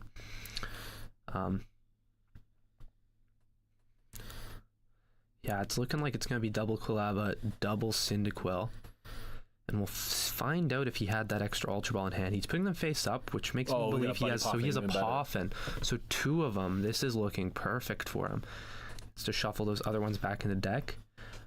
There was a Fire Energy alongside a Vessel in his hand, if I'm not wrong. Yes. So no need to play that Vessel. And the Shaman is there really to protect it. He's got a good attacker going. Golava's going back in deck, and good board draw. So it's looking solid. Going for a knockout, going down to 3 prizes. Only got to do 3 more. But Cody might be able to come back and take this if he does things right. Because Josh does not have a lot going in the next turn. He does kind of need to gamble on his Dracloaks being good draws. And being able to get another Typhlosion in play, as Cody will likely knock out that Typhlosion. Yeah. We're not with his hand right now. Like you said, we only have Earthen Vessel, we have Fire Energy, not a lot to actually get a Typhlosion, so we're hoping to probably hit an Ultra Ball here, a Rare Candy, make it super viable for him. But Brood Bonnet looks like they're getting juiced up on the bench here. And we have enough energy to attack as well, so I'm very curious what this Pokemon's going to be able to do here. We are going to see some damage counters get moved shortly here. We have up to 30 to move, and 2 monkeys ready to rock and roll as well. So let's see, we got more energy in play, more damage counters going down. Yeah, going to be interesting here. It looks like Cody is lining up that Toxtricity for likely a later game attack, as he won't need to worry about having Toxtricities on play if that's for one of his final prize cards. Yeah, here comes Patchy X, so they can have a free retreat and easy mobility. I think we are going to see the Brood Bonnet come up here. Cody is debating what he wants to do here. Yeah, we'll find out. Looks like, I believe that's an air balloon on the active monkey, so he should be able to pivot that relatively easily. I think we're going to see a knockout be on moving a total of 5 counters to that Cyndaquil. Trying to whittle away at it, take a knockout on it on the following turn, because if he does only manage to evolve into a Quilava, he can move another 5 and take a knockout on it, ignoring that Shaman and doing effectively the same thing Sneasler could have done. All right, and we are probably going to see Relentless Punches come in here. This does 50 damage for each damage counter on your opponent's active Pokemon, which is about 150 damage, absolutely knocking out that Typhlosion. Yeah, gonna be a lot of damage here. Great for a single prize deck. Like, this is exactly what Cody needs. Yeah. And then we just saw Fizzendivity come down as well. I thought that was Patchy X, my apologies. But yeah, that is a KO there. And then we are going to have to see... Yeah, Dracloak makes sense. We got Air Balloon. But that Cyndaquil is definitely in trouble if we are... Yeah, there we go. We saw... Yeah, Fez is definitely a lot more important than Petch here. Petch doesn't really accomplish much for Cody, as he knows he likely isn't getting gusted. Unless he goes up in prizes, and Fez is good draw. Yeah, we definitely got what he needed there. We got the Ethan and redeemable ticket is Evo. Not a great looking second recon there. No, we got Ethan's Adventure though, so we can probably see that coming to play. We're gonna see Quilava definitely come up, but we are missing the Rare Candy to get into Typhlosion here, so this is a little difficult. It's looking Josh. rough. Yeah, I think Josh is just going to have to try and get 2 Quilavas in play, and this is likely going to be a turn without an attack coming from him here. Not what he was hoping for. Yeah. He does play 3 Rare Candy, so he still has access to 2 of them, but I do not believe he has any other resources in his hand to reach one of them this turn. As well, we have no more Night Stretchers in play, and we don't have any Super Rods, so actually finding these Quilavas and Typhlosions is going to be difficult. It looks like we do have 1 Quilava. There's two in deck, because he played a Sacred Ash, putting 2 back in deck last right. time. So all he still has recovery's access to that. It's all spent. Correct, yeah. He is out of recovery for the game. If Cody takes advantage of this and he evolves one of the Cyndaquils into a Quilava, knocks out the one that already has 5 counters on it, and also manages to hit a knockout on the other Cyndaquil, that may be GG's, and we might be going to game 2 off of that. But we've just got to wait and find out. Cody does play 2 boss, so it's very possible. He has tons of attackers ready on his board, so it's very likely that happens, assuming he still has the energy in deck to pump damage counters on board. Since he does currently have 8 energy on board, Josh could try some funny stuff, but we'll have to wait and see. It is quite unfortunate they're tied on the prizes at the moment, since a well-timed counter catcher could work out well for him here, as Cody only has access to up to 2 energies that are not currently attached to his Pokemon. But he does still have Switch, so that was always a possibility of him hitting it. Looks like he's going to be attaching the TM Evo to the Shaman with a Fire Energy, just to thin. I am... it's not looking great. Searching out Typhlosion, searching out another Typhlosion off of the Kulavas, and he will be evolving those. So that's about the best he can ask for. The TM Evo did work out for him, as if he didn't do that, he would have ended up getting knocked out on both of them very easily. Now Cody could still do that, but it would take a significantly larger amount of effort. Likely something he won't be able to pull off, and we'll probably be getting a proper game out of this. It's looking like we're going to the very end. 27 minutes on the clock, still in round 1. Both of them tied at 3 prizes. This is definitely anyone's game at this point, and definitely one of those situations, especially in a regional setup, when you are doing best of 3. Sometimes you have to make that call when you are in a round 1 of, yes, Scoop, go next.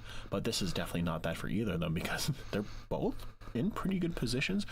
Cody here, probably going to be pulling up a boss here shortly here, because he's going to start knocking those Typhlosions. He's probably going to pull up the secondary Typhlosion here and go for a knock on the benched one, is what I'm guessing here. So yeah. Moving to some damage counters here.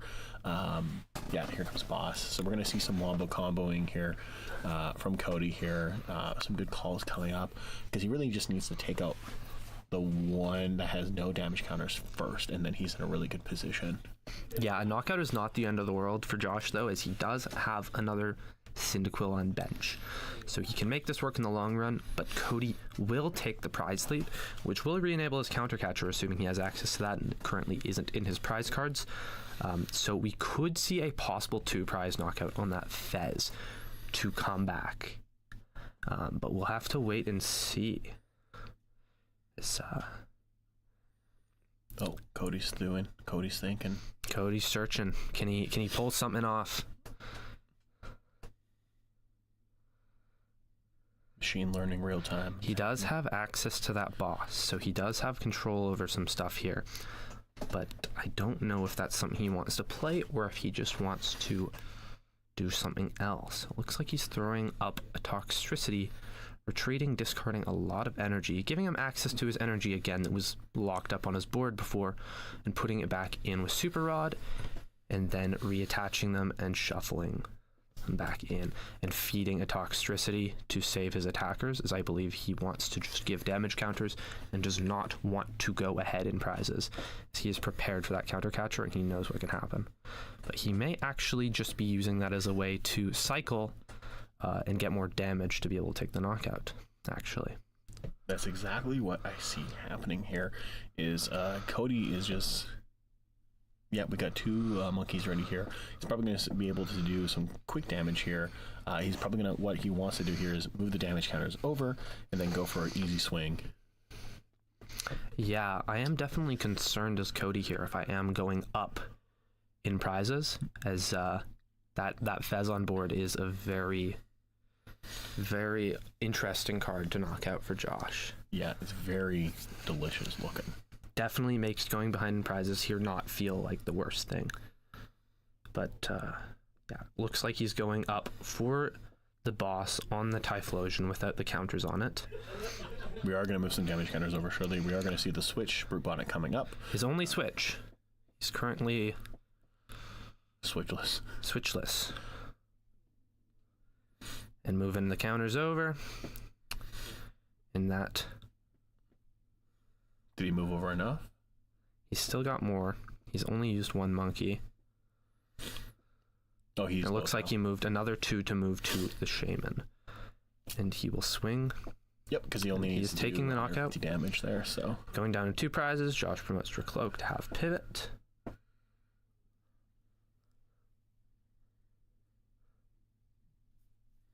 And he's got the fire energy to be able to go for an attack. Definitely those counters on that Typhlosion already save some of the heavy lifting for Cody in these later turns. Yep. As he will not have to deal with cycling the energies like he did on the previous turn to get counters on board. But he does still have to take 2 remaining prizes. which he's mapped out on the Shaman as his final prize, I believe, and expecting this Typhlosion be fed to him going into this following turn. But if Josh does manage to get a knockout on the Fez, if Cody going into his following turn takes a knockout, Josh would be able to take another knockout to take his last 3 prizes on the turn after that, if he managed to get another Typhlosion and energy into play. Yeah, and then Cody here, how many Super Rust we got? Cody plays 3, and I He's already believe paid 2. he's played at least 2. He might have actually gone through his 3rd. I am not certain. But it looks like Josh is keeping the Earthen Vessel in hand and not pre-attaching to Cyndaquil. So there will be some extra things, but he's not worried about hand disruption. That is not a concern, so it is not bad. Yeah, and Cody's using Artisan here, allowing him to look for a basic without a rule box. It's just a matter of what is he looking for. Obviously going to be a Brute Bonnet here. He does play 2. Getting that back set up makes most sense here. He does not have the switch, so he will have to retreat into it. Because he's going to want to try and use those abilities, get that energy back in, make sure that, but I think he's going to have to Arven. Don't know why he didn't complete. He needed to complete his motion with Artisan, which he did not do. So yeah, he chose to fail.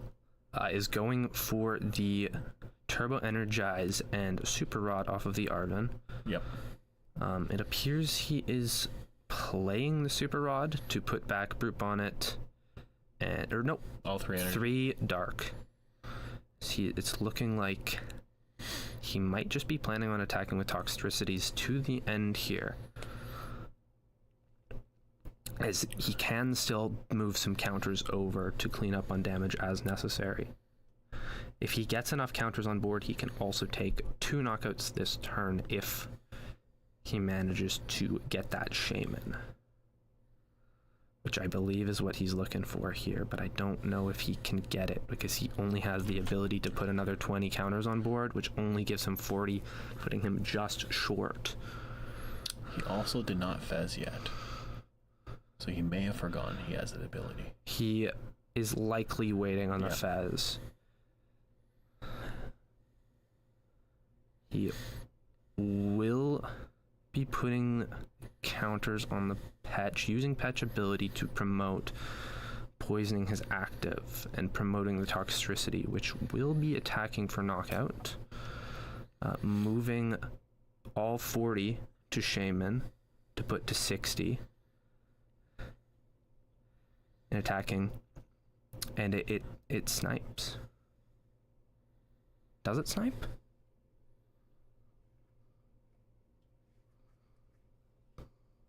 No, it does not snipe. Just gentle slap 100. Yeah. Yeah, I'm confused what Cody was trying to go for there, pointing at the Shaman. He must have been talking to Josh. Yeah, the Shaman should have more damage counters, though, should it not? I believe he chose to move the counters to Typhlosion elsewhere. I think that's what the pointing was relating to. I'm not exactly sure what he was. But a rare candy Typhlosion energy counter catcher would, I believe, be game if he has Ethans and discard necessary. So he hits the candy. He has Ethans in hand. He has access to 3 Jacloaks here. He has Kieran, which he will be putting back to keep access to Lilies. Will be playing Pokepad, I believe. He needs to, yeah. Does he have any Typhlosions left in deck? He does play 4. I think he has 3 in discard, but I do not know what his prizes are. He will be playing Pokepad. He's going to take a look, because if it's not there, he's going to have to play Redeemable Ticket. He did have Artisan to take a look, but it is there. And I'm sure he knew that from beforehand. Yeah. He also needs energy in deck. I don't know. Did you see an energy in there? Well, he has Earthen Vessel. Yes, but does he have an energy in deck? Yes, he does. Okay. So energy, and does he have Counter Catcher in deck? Counter Catcher is in deck, which he needs to hit. So he'll need to Lil right here. Searching Tatsugiri, 2 mil. Thin that deck, increase his odds. And he's going for the Lily. fateful. What are the odds? They're not terrible. I believe it's, looking at the size of his deck, it's probably about a 50-50. Yeah. Let's just say 46.7%. Cody with the cut of truth here. He knows it's in a higher power's hands. 6 cards. Let's Will see he what get those it? are. And he has it! And that will be the Fez to knock out for game. Holy And crap. it's looking like we're going into game 2 with 18 minutes remaining. So that one took up a whopping 32 minutes. So we will be going in with significantly less time to this next round. Yeah, that was a slow burn game, but that's what Typhlosion does. It's like the slow build up, especially when you have that 2-prizer like you called it earlier. The Fez was a liability. It should not have been played when it was. I understand like the need to draw those cards, but like you said, it became a liability and Josh just locked in on it. Yeah, especially with no way to put it back on board. Cody did have the ability to not go ahead in prizes and still spread counters on board, but he did not choose to do that. There's a chance that would have been the right play, but I do not know if he was expecting the counter catcher to happen. He might have just been banking on the possibility of it not happening and winning off of him missing it. We got mulligan Sometimes it's all just about calculated probability and knowing what your opponent might or might not have.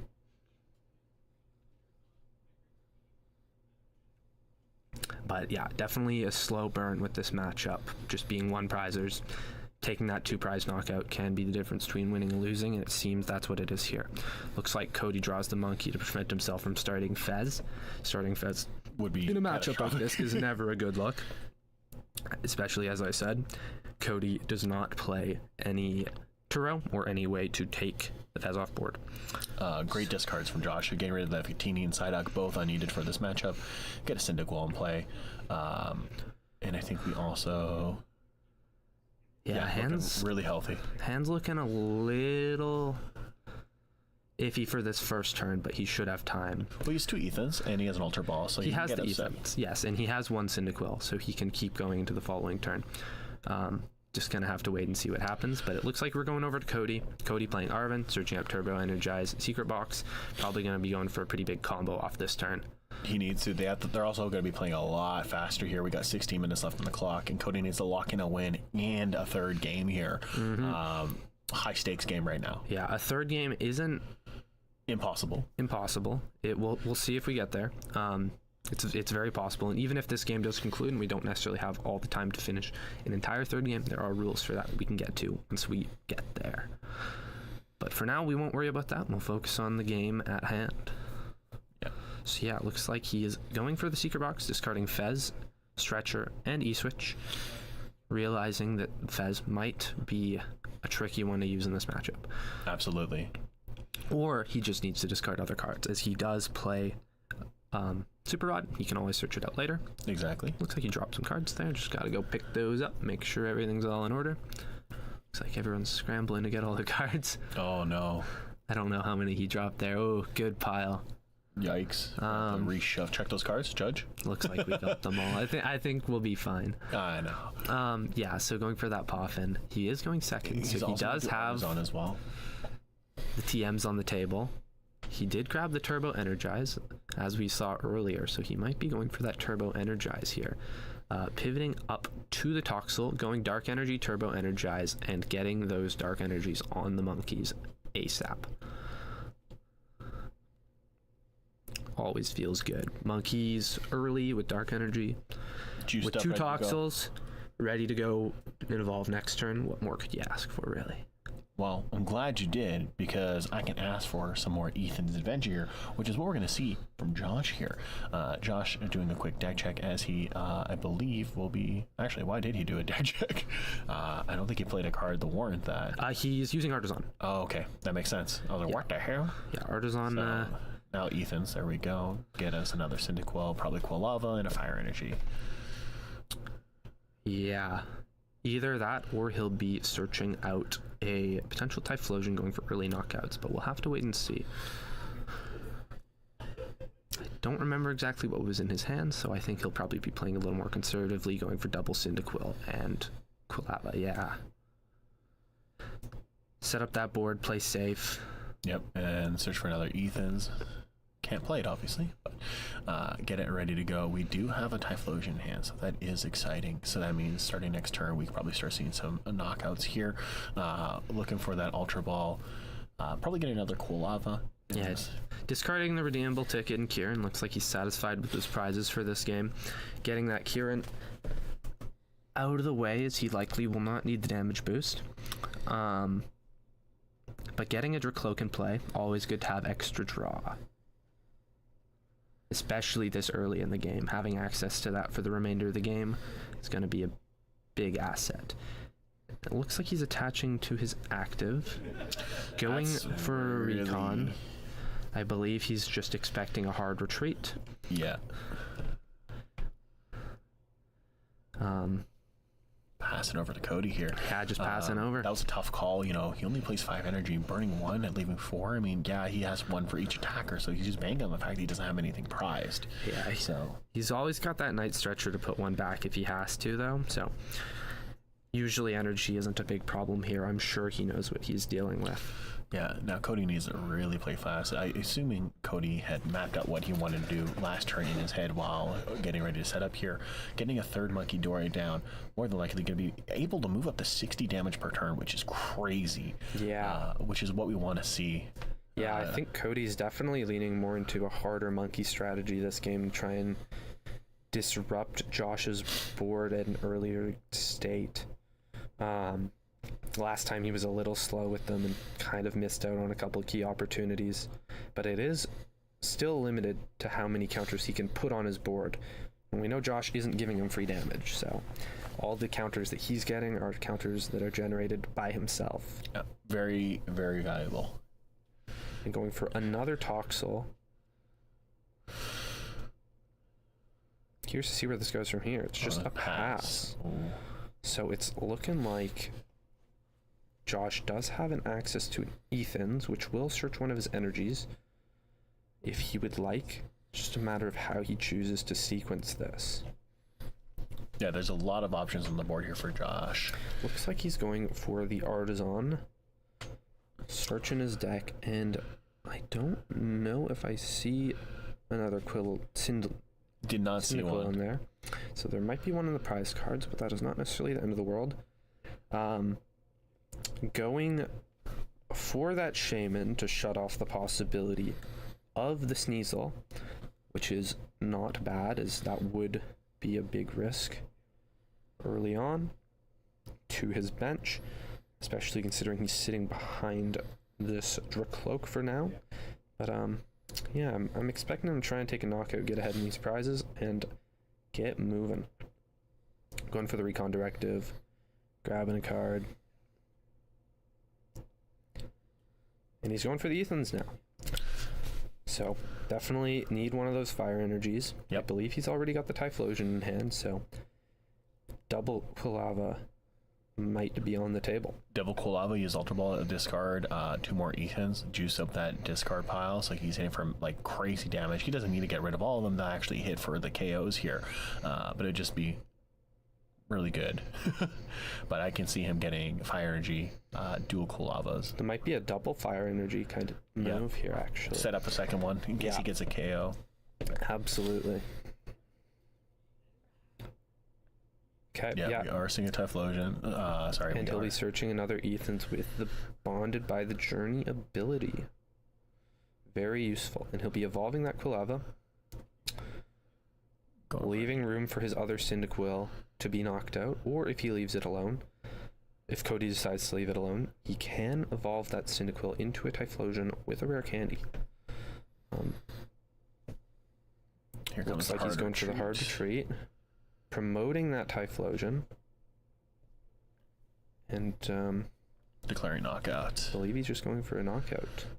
All right, it's monkey time. Looks like he almost accidentally drew 2 prizes there, but caught himself. Yep. So that's good. Never want to see a prize penalty. Especially in a high-stakes tournament like this for MBPR. Yeah. This is the best of the best in Manitoba, duking it out for the title. Who will be number 1? Yeah, Yeah, we'll find out. I guess we will. Cody has a lot he needs to do in this turn to actually do some damage to this Typhlosion here, because Typhlosion's hitting with, what, 130 HP on the deck there, so... Yeah, and Oh, no, way more than 130. Yeah, since the Typhlosion deals 40 plus 60 for Ethan's Yes. in discard, so... Cody and it looks has... like Cody doesn't have it, and he will be giving that win to Josh. Josh will be going on to the finals to play against either Quinn or Glenn. Not sure which one we have yet, but that will be either a Zoroark being Glenn or an Absol being Quinn. So we'll have to wait and see. Yeah, that was a very, very well played match. Like you said, Cody just realized he didn't have what he needed to close it out, and, you know, just giving him the win. So very excited to see what comes next. But stay tuned, friends. If you are local to Manitoba, Winnipeg, come on down to Galaxy Comics every Thursday, 6 p.m. Join us for locals. They are one of our partners for this event, helping support the local community, and they are one of the reasons why MBPR thrives. So big shout out to Galaxy Comics. So stay tuned. Grand finals are coming up right after this. See you then.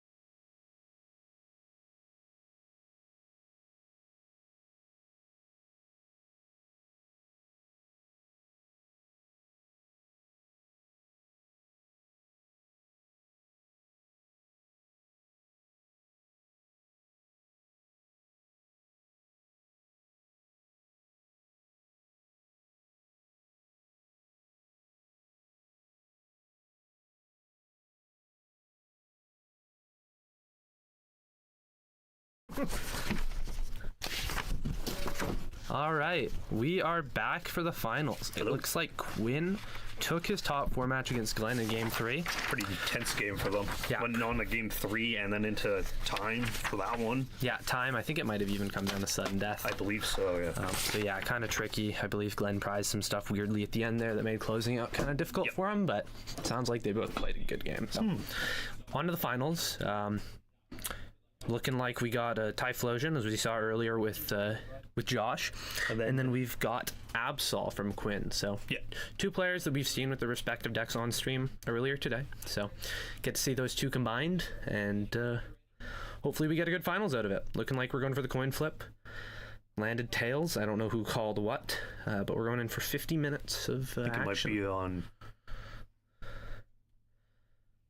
Yeah, I'm not sure who took first or second.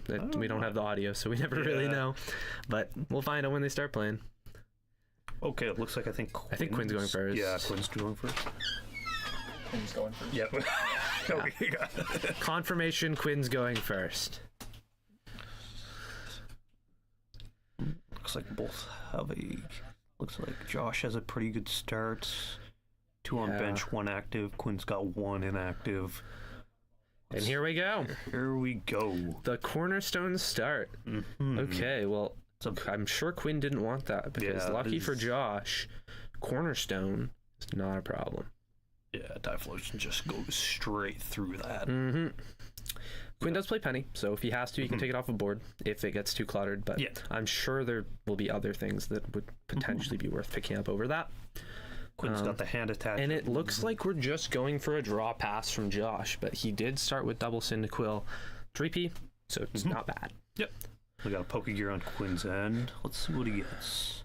Did he miss? I think he missed. He whiffed. Yeah, oof. Yeah, that last card wasn't a supporter, so didn't work. Going for the nest ball. Go for the nest. Got Kanga. See what we're probably going to be switching into Kanga, I guess, for the draw. Yeah, and then going for the Cypher Maniac to get in some extra cards. Wondering if one of them's going to be a trolley. More than likely. Oh. Well, now Josh knows. That is spoilers. Doesn't matter. You would have known Yeah. sooner or later. Yeah, that is true. Cards are going straight in his hand. Yeah. No we shuffle go. necessary. No. Trolley. Needed. Who would have guessed? And it's looking like Quinn's going to get a decent turn 1 off of this. I assume we're getting the Absol, Petrarunt. Yeah. Lucky, probably Yveltal as well, from what I'm seeing there. I think the dream here for Quinn is just hit that Turbo Energize. Get those There's the Absol. bench Pokemon going and get it running. Yeah. So now Quinn's got... And looks like he's getting the energy. yeah. And does he have... Yep. He has it. He had it off the Cypher there. Looking like pretty much the perfect start from Quinn. You're going to see him start going and start There he goes. ramping up now. Back to Josh, going with the Dracloak, doing some recon. Oh, Double Typhlosion. Typhlosion, yeah. Not a great pretty rough. look, Yeah. considering he already had one in hand. And his has hand no is supporters. pretty much dead. Yeah. Looks like he's basically just going for a Pokepad here to search out Quilava. Quilava to grab an Ethan's. It's probably the play there.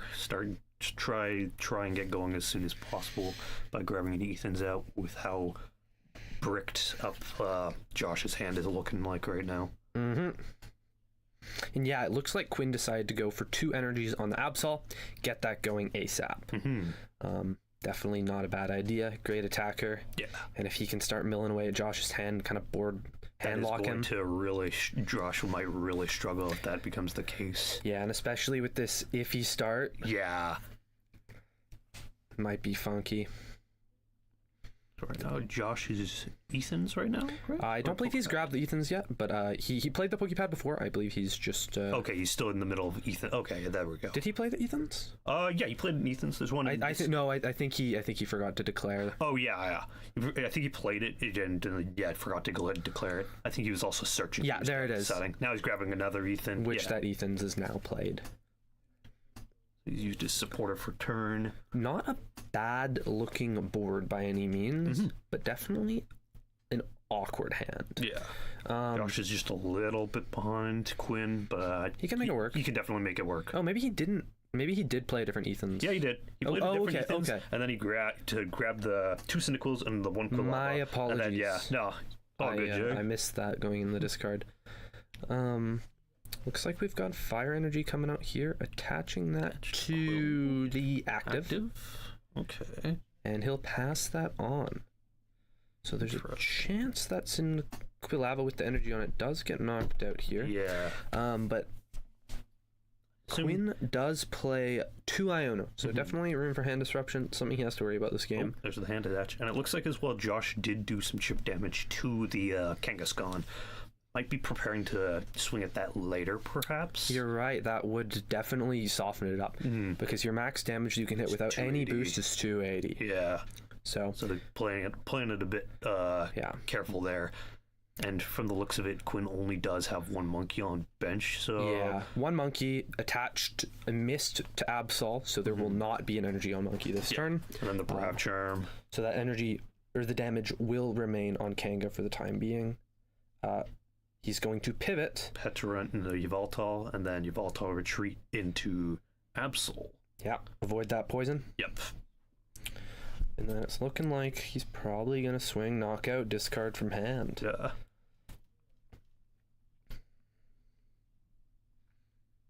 Not a bad start from Quinn by any means. Always feels good discarding. In Quinn's situation, it is definitely good to get going as quickly as he is right now. Otherwise, that Typhlosion can be a real big problem in the early game. Yeah, Quinn's got some great speed here. Hitting that Turbo Energize was definitely a very pivotal moment. Oh, and actually looks like he will hit the E-Switch to be able to make the monkey happen and take that damage off.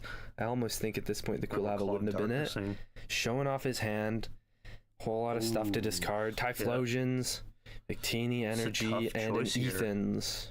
Because the Typhlosions could be nice, but there's 2, so it's not going to matter in the end. Yeah, he'll Ethan's still could be have nice, one. but you'll get the Ethan's back. It's just a matter of, I think, trying to not discard the Ethan's to prevent Josh from stacking too much damage. Exactly. And getting rid of a Typhlosion, try and burn his resources long term. Precisely. Because if he manages to get rid of the other Typhlosion either by means of discarding it again or by knocking it out after it gets evolved, Josh then has to rely on just trying to get those Typhlosions back into the deck at that point. And Quinn does have the ability to throw damage counters back, so the bench is slightly liable. I don't imagine many more damage counters coming Quinn's way, but because if Josh does try swinging again, Quinn is just going to move that damage right back off. So Josh needs to guarantee he can get a swift 1-shot knockout on the Absol, or bring something else up to get that 1-shot. Yeah, Josh doesn't. Fire Energy, 2 Typhlosions, I think. Yeah, 2 Typhlosions. Looks like it. Yeah, Josh doesn't need a whole lot to close this game out. He really just needs. He can close this out in 2 good attacks. So Quinn has to do a lot more, but he's got that momentum and he can make it happen. But this could be anyone's game at this point. It's not over till it's over. And it is still best of 3, so even if this does conclude, we'll be going to game 2. Looks like Josh is lost in thought there. Let's see what he's doing. Yeah, just taking a second to think. He's not playing too slowly, though. Yeah. He'll be all right. Grabbing that Brave Bangle. Looks like he has Typhlosion, Fire Energy. He has, is it 3 Ethans in discard at the moment? I believe it's 2. I'm not certain. I think 2 is probably the more likely answer. He's got 1 deck that he's searching.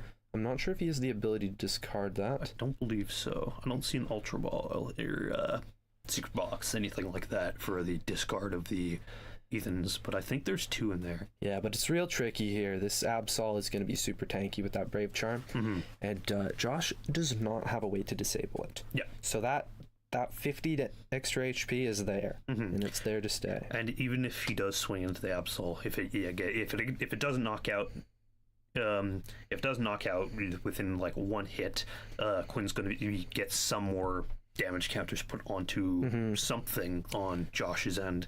Yeah. More than likely the other Quilava, just to make it easier, even more squishier for later, whether it be with Absol or another attacker that Quinn has. Yeah, and it looks like Josh actually had an Ethan's prize there. He went for a redeemable ticket and managed to bounce that last Ethan's out of the prize cards and search it out with Bonded by the Journey.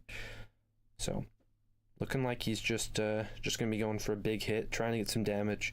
I'm sure he's expecting some to come back at him, but I'm not sure he's too worried about that. Because I don't believe that could result in any form of KO. Unless... No, I believe the penny on the monkey would not be quite enough to take the knockout on the Quilava. You'd be 10 short. So definitely... Brav Charm. Gonna be interesting here. Got that Brav Charm, throwing it on the Kanga, try and make those 3 prizers as tanky as possible to make it really hard for Josh to take quick, easy prizes. Because if he doesn't do that, those are both just one damage multiplier away. Yep. Which is pretty scary for Quinn. But yeah, that 120 on the Absol right now, even if he would manage to take 6 off, that does put it into KO range if he manages to hit the bangle and get 4 Ethans in discard. Since it looks like he's taking off. Moving it to the Cyndaquil. Actually, I missed that yellow die there. That yellow die is kind of blends in. So he's going for the ice cream. Ice cream, jumbo ice cream. So that's gonna make that real tricky here. Interesting. And another ice cream. Another one. I think. Or was that another? Nope, I think that was just the one. No, that was just the one. Okay, yeah, I saw that right. I see the energy switcher right underneath it. So yeah, just one. Okay, what do we got here? There's 2 Ethans. Oh, okay. Quinn also does only play 1 ice cream, so it can only happen once. But yeah, it looks like Quinn's going for the Bangle's hitting the discard. That's definitely the right play. The harder you can make it to knock out the Pokemon, the better. He's up 2 prizes. The longer these 3 prizers last, the easier this gets. And the look from Josh's list is there is only 1 Bangle, so that's now going to be a bit harder on Josh's end to score that knockout. Yeah. He's going to have to get those last 2 Ethans in discard as soon as possible. The bench right now is not looking too great with the 1 Cyndaquil, but we do have a Buddy Pop in here. Let's see if he's able to fill up the bench a bit more and catch back up a bit. Board's definitely fragile. Looks like he has his remaining Kieran in deck, which is his only damage multiplier. But only Treepies right now for Buddy Poffin targets. Yeah, looking sketchy. Looking scarce a bit. If he doesn't hit a Quilava or a Candy Typhlosion on that Cyndaquil, there is a chance that a Penny Double Monkey could pretty much take him out of this game. Grab a balloon off town store.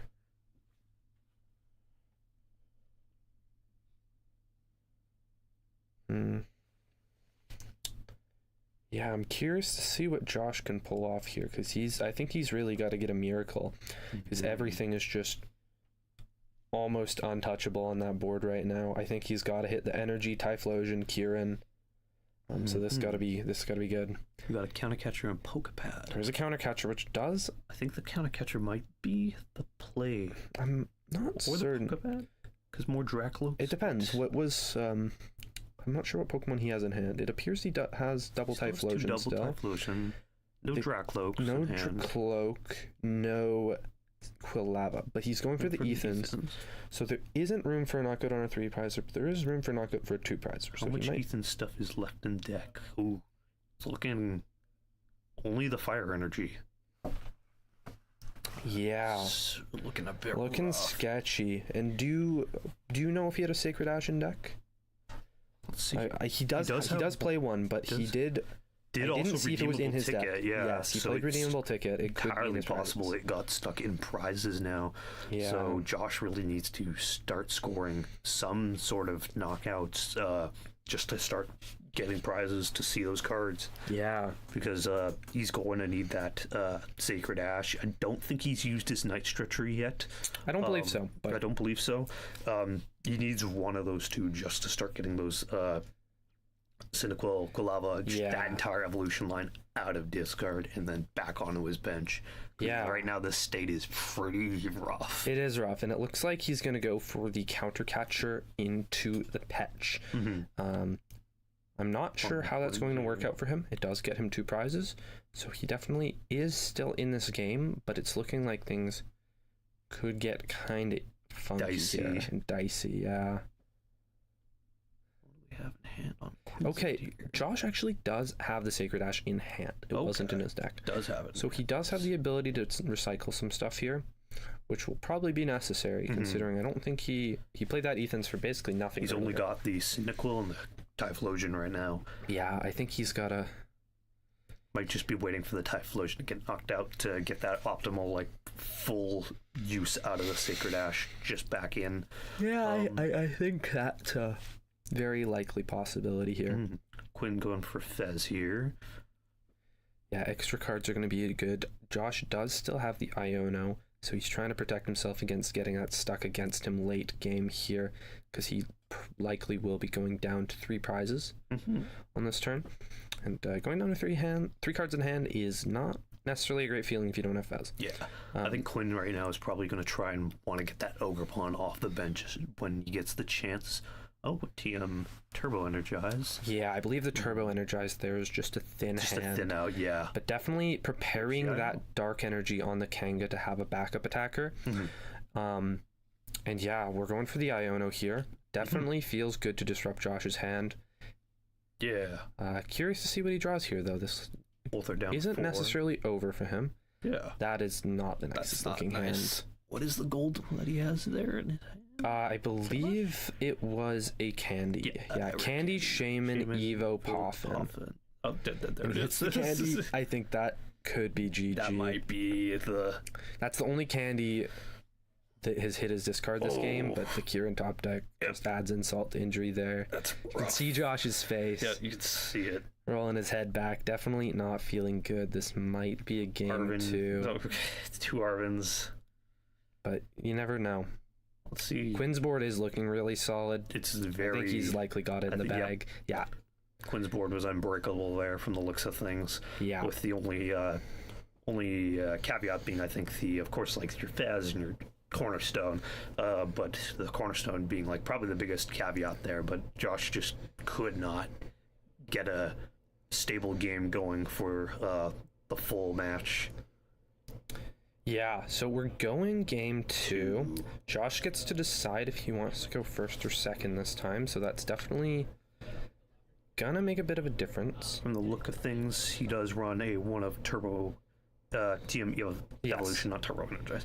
So probably a good chance to want to go second. Yeah, to going include with second is- Typhlosion, and that's the best play you can go with. Quick TM Evo, hard to go wrong with. Yeah. It's a great card. These guys got to be careful they don't mix up their cards, though. They've got the same sleeve. Got the same sleeve. Don't want to end up with a 61 and 59 card deck. Because both players doing that Results in an awkward judge call. yeah, I couldn't tell you what happens there. I've never seen that one. Never seen that. But I hope it doesn't happen. Yeah. What do we got with Josh's hand? Okay, both have basic. Josh got 2 on bench, or 1 on bench, 1 inactive. Quinn's got 1 active. We're starting the game 2. Going game 2, Quinn Kanga. going first, starting Kanga, Josh, double Cyndaquil. Not a bad start from That is Josh. not a bad start. Josh's hand looks like it's a little hard to see. I'm not quite sure. But Quinn going with the Mist Energy on the Kanga to pass after drawing 2. Going on to Josh. Josh has Ethans. Going for that Ethans. Not a bad option. Can't hurt to go for that early setup. Get those Pokemon going. Get those energies. But he does already have a Quilava and Typhlosion with Candy in hand. So he doesn't necessarily need a lot if he does manage to keep this hand going into next turn. Yeah. It's more so And right just now- a matter of thinning. And right now, and Quinn's preparing. quite bare with very little on his board with Yeah. Kanga. So there's a chance that Josh could just go in the next turn with the Rare Candy Evolved Typhlosion and then just start doing damage, depending on if Quinn manages to get his board state set up or not. Yeah, it's definitely a lot about what Quinn manages to pull off next turn, because turn 1, attach pass with Kanga doesn't feel awful considering Yeah. you can't hit the Turbo Energize. But if he manages to miss all the crucial pieces he needs next turn, it could go downhill from there pretty easily. And I see a Blood Moon in Quinn's hand, which is already like, meh, you don't want that for a start. Yeah, Blood Moon's pretty useless here at the moment, but it looks like we're going from a pass from Josh into Quinn's turn.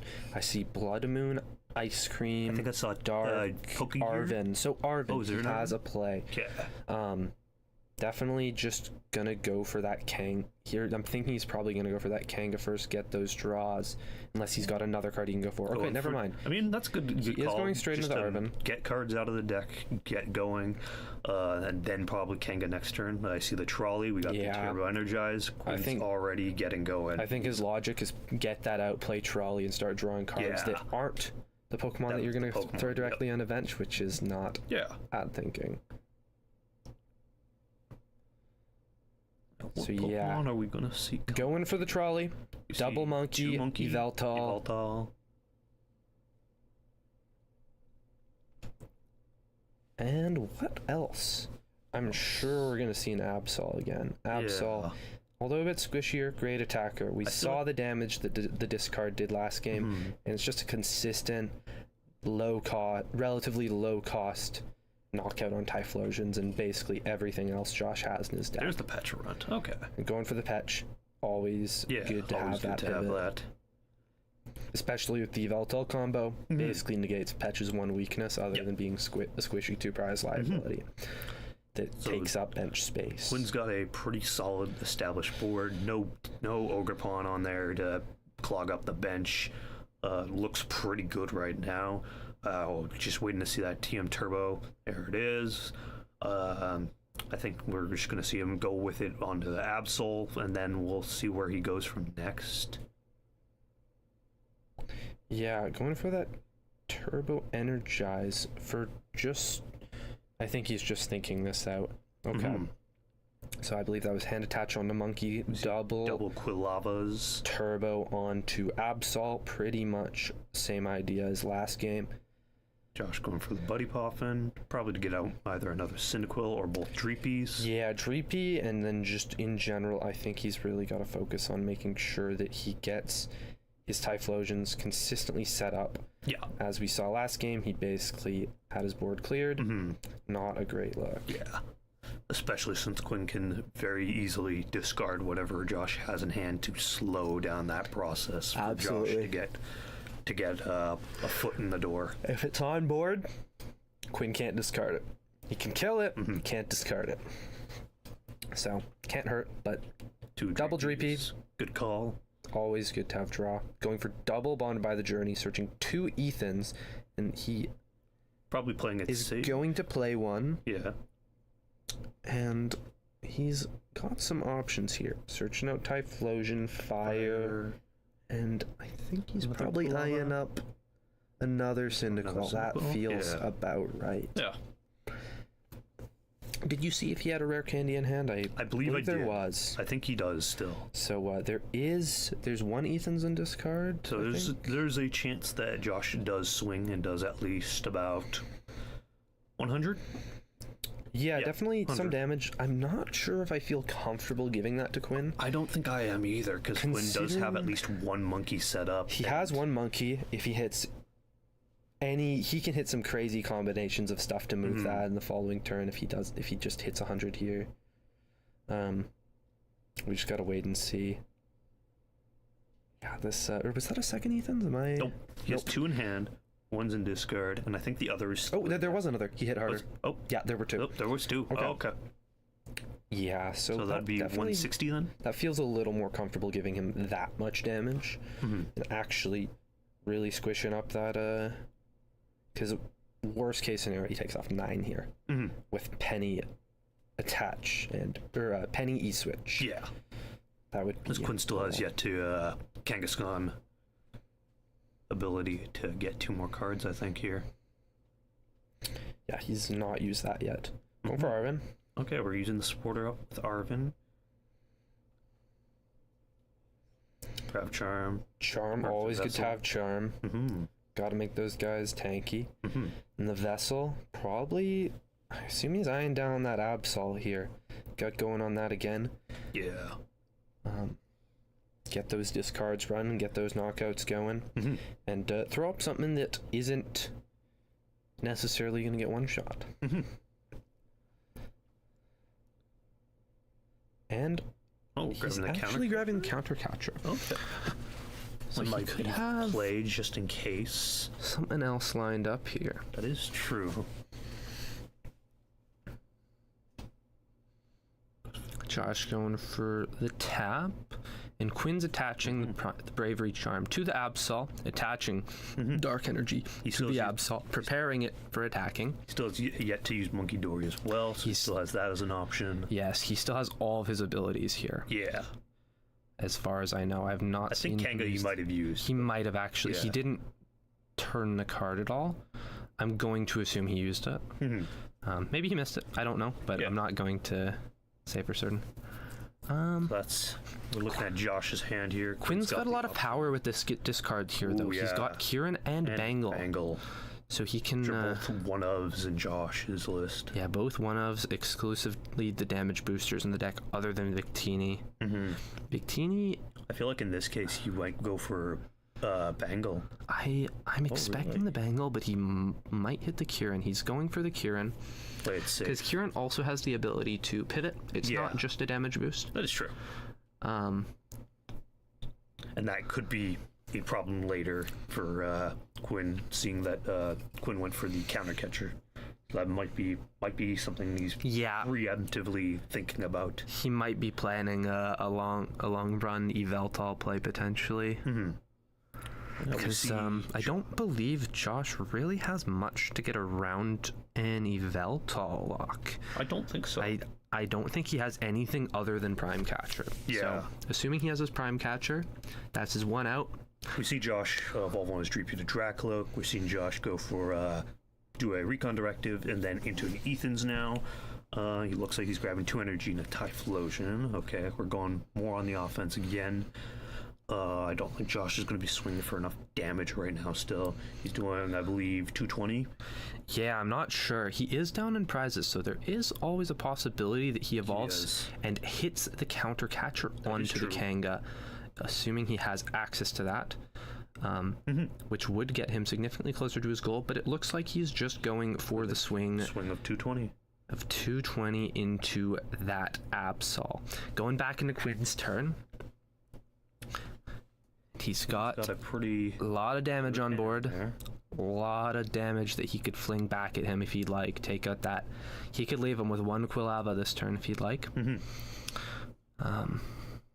Which Let's see the town and he's store got the town store to get Yeah. the second Brave Charm. Just had to make sure it wasn't prize, but he's got access to it, which will make this much better. I assume we'll either see it put on Kanga, maybe Voltal. I think he's more concerned about his 3 prizers I here. do too. I think especially Kanga's with the how more likely. with how lit up they are. Yeah. I also wouldn't even be surprised to see him go for a penny of sorts on that Kanga. That is true. We have 'Cause, yet to see him go for penny yet. If he can cycle the damage on that could be real good. But he's got the boss, does got a boss. so he might be playing the Eveltal long game. Because we haven't seen Quinn use Supporter yet this turn. So we'll see what they do. Yeah, and I don't think the Bravery Charm on the Eveltal really accomplishes much here, since any damage that's coming at Quinn would be a knockout on the Quinn Eveltal. playing the boss? Quinn Oh, okay. did play the There, boss there. onto the Dracloak, Good call. which is definitely the right choice. We're And gonna yeah, see some Monkey Dory got action some monkeys. here. Yeah. I think he's probably just going to be saving, no penny necessary if he can just pull Probably a this good off. call to move the damage from Absol. Let's want to keep that on your board. Yeah, Absol dying would be a massive problem here. And pennying it kind of also becomes a bit of an issue too. Yeah. So moving that damage off Absol is probably the best call, because you can get away with doing it on Kangaskhan and you'll be pretty much fine. Yeah, the penny on the Absol is definitely not viable unless it's an absolutely last resort here. Yeah. Because he has to keep attacking with that. Katsugiri. Looks like Josh is in a sticky situation here. Yeah, it's He's tricky. No Stuck in real active. ways to get out of active right now. I don't know if Josh's Prime Catcher is in deck or not. But Yeah. we're going to see him with the Recon, see if he hits anything. Just a Dreepy and a Buddy Puffin. And yeah, if he doesn't have access to Prime Catcher here, this actually could be a pretty quick game over. If Quinn gets, because he'd get 3 more turns of flinging damage back with Monkey. And I'm not seeing Prime Catcher. Which is Catcher 180 damage he's thrown on board alongside a consistent 20 ping on that active every turn. Prime Catcher is not in the deck Prime either. Catcher is not in deck. So we're relying on a redeemable ticket. Yeah, Josh needs a redeemable ticket to try and possibly get that Prime Catcher out of prizes. Okay, actually, he's got an interesting play here. He's going for a TM Evo. Yeah, that is definitely good. Just try and I think he might be trying to dig here. Yeah, because he needs that ticket. I don't see the Prime Catcher in the deck, so he's going to need to hit the ticket just to get it out of there, and then just start going wild, start swinging. Yeah, he does have the ticket once in he gets his that deck. Look out of active. And yeah, he goes for it. Back to Quinn. Quinn attaching Kanga, getting that thing ready, making it even tank here. And now we're moving damage, I think. Oh yeah, Yveltal got poisoned, right? Yeah. Yeah, it looks like we're retreating. Going into Kanga. Okay. Yeah, retreat to Kanga to get that draw. And then poison retreat back. Throw that back. Excuse me. Moving that damage off onto the Quilava. I think Quinn is just going for the slow burn of damage right now. Definitely, yeah. And he's moving the energy with E-Switch off the Absol onto the Monkey to get access to the second Monkey. And that is a Quilava out of the picture there. Dead. And that's a prize on Quinn's end. Quinn's down to 4. Josh still has 6. Quinn's going for the retreat lock again. Josh is Lily's in hand. Yeah, Lily's in hand, double Typhlosion on board, triple Dracloak. Tons of draw, whole lot of attacking power, but no ability to use it. Yep.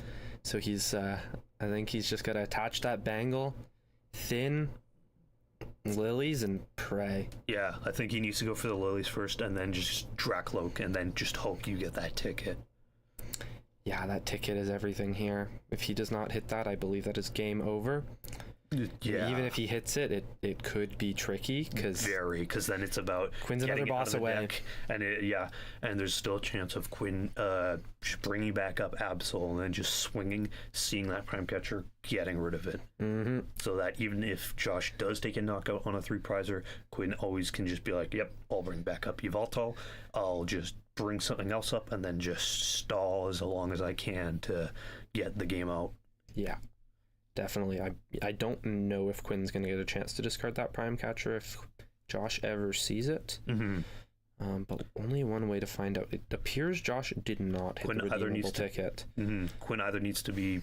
He could either has the chance to discard the Prime Catcher or the ticket, depending on how this goes, and if Josh manages to hit the ticket. Yeah, I believe Josh is going for the town store here, just making sure it's in his deck, looking around. And I think he's just got to thin here and start looking for some Dracloaks. Yep. Because once he starts doing that, thin out anything he can. Oh, and he actually does have an air balloon, I believe. I thought. That won't matter though, because he is still locked. It is still thinning his deck though, so but it is still will increase his chances of hitting the ticket, which is everything. It's ticket or die. Yeah, just needs to thin. Just need to thin till you get that ticket, or something that can get you the ticket, like Arvin. Yeah.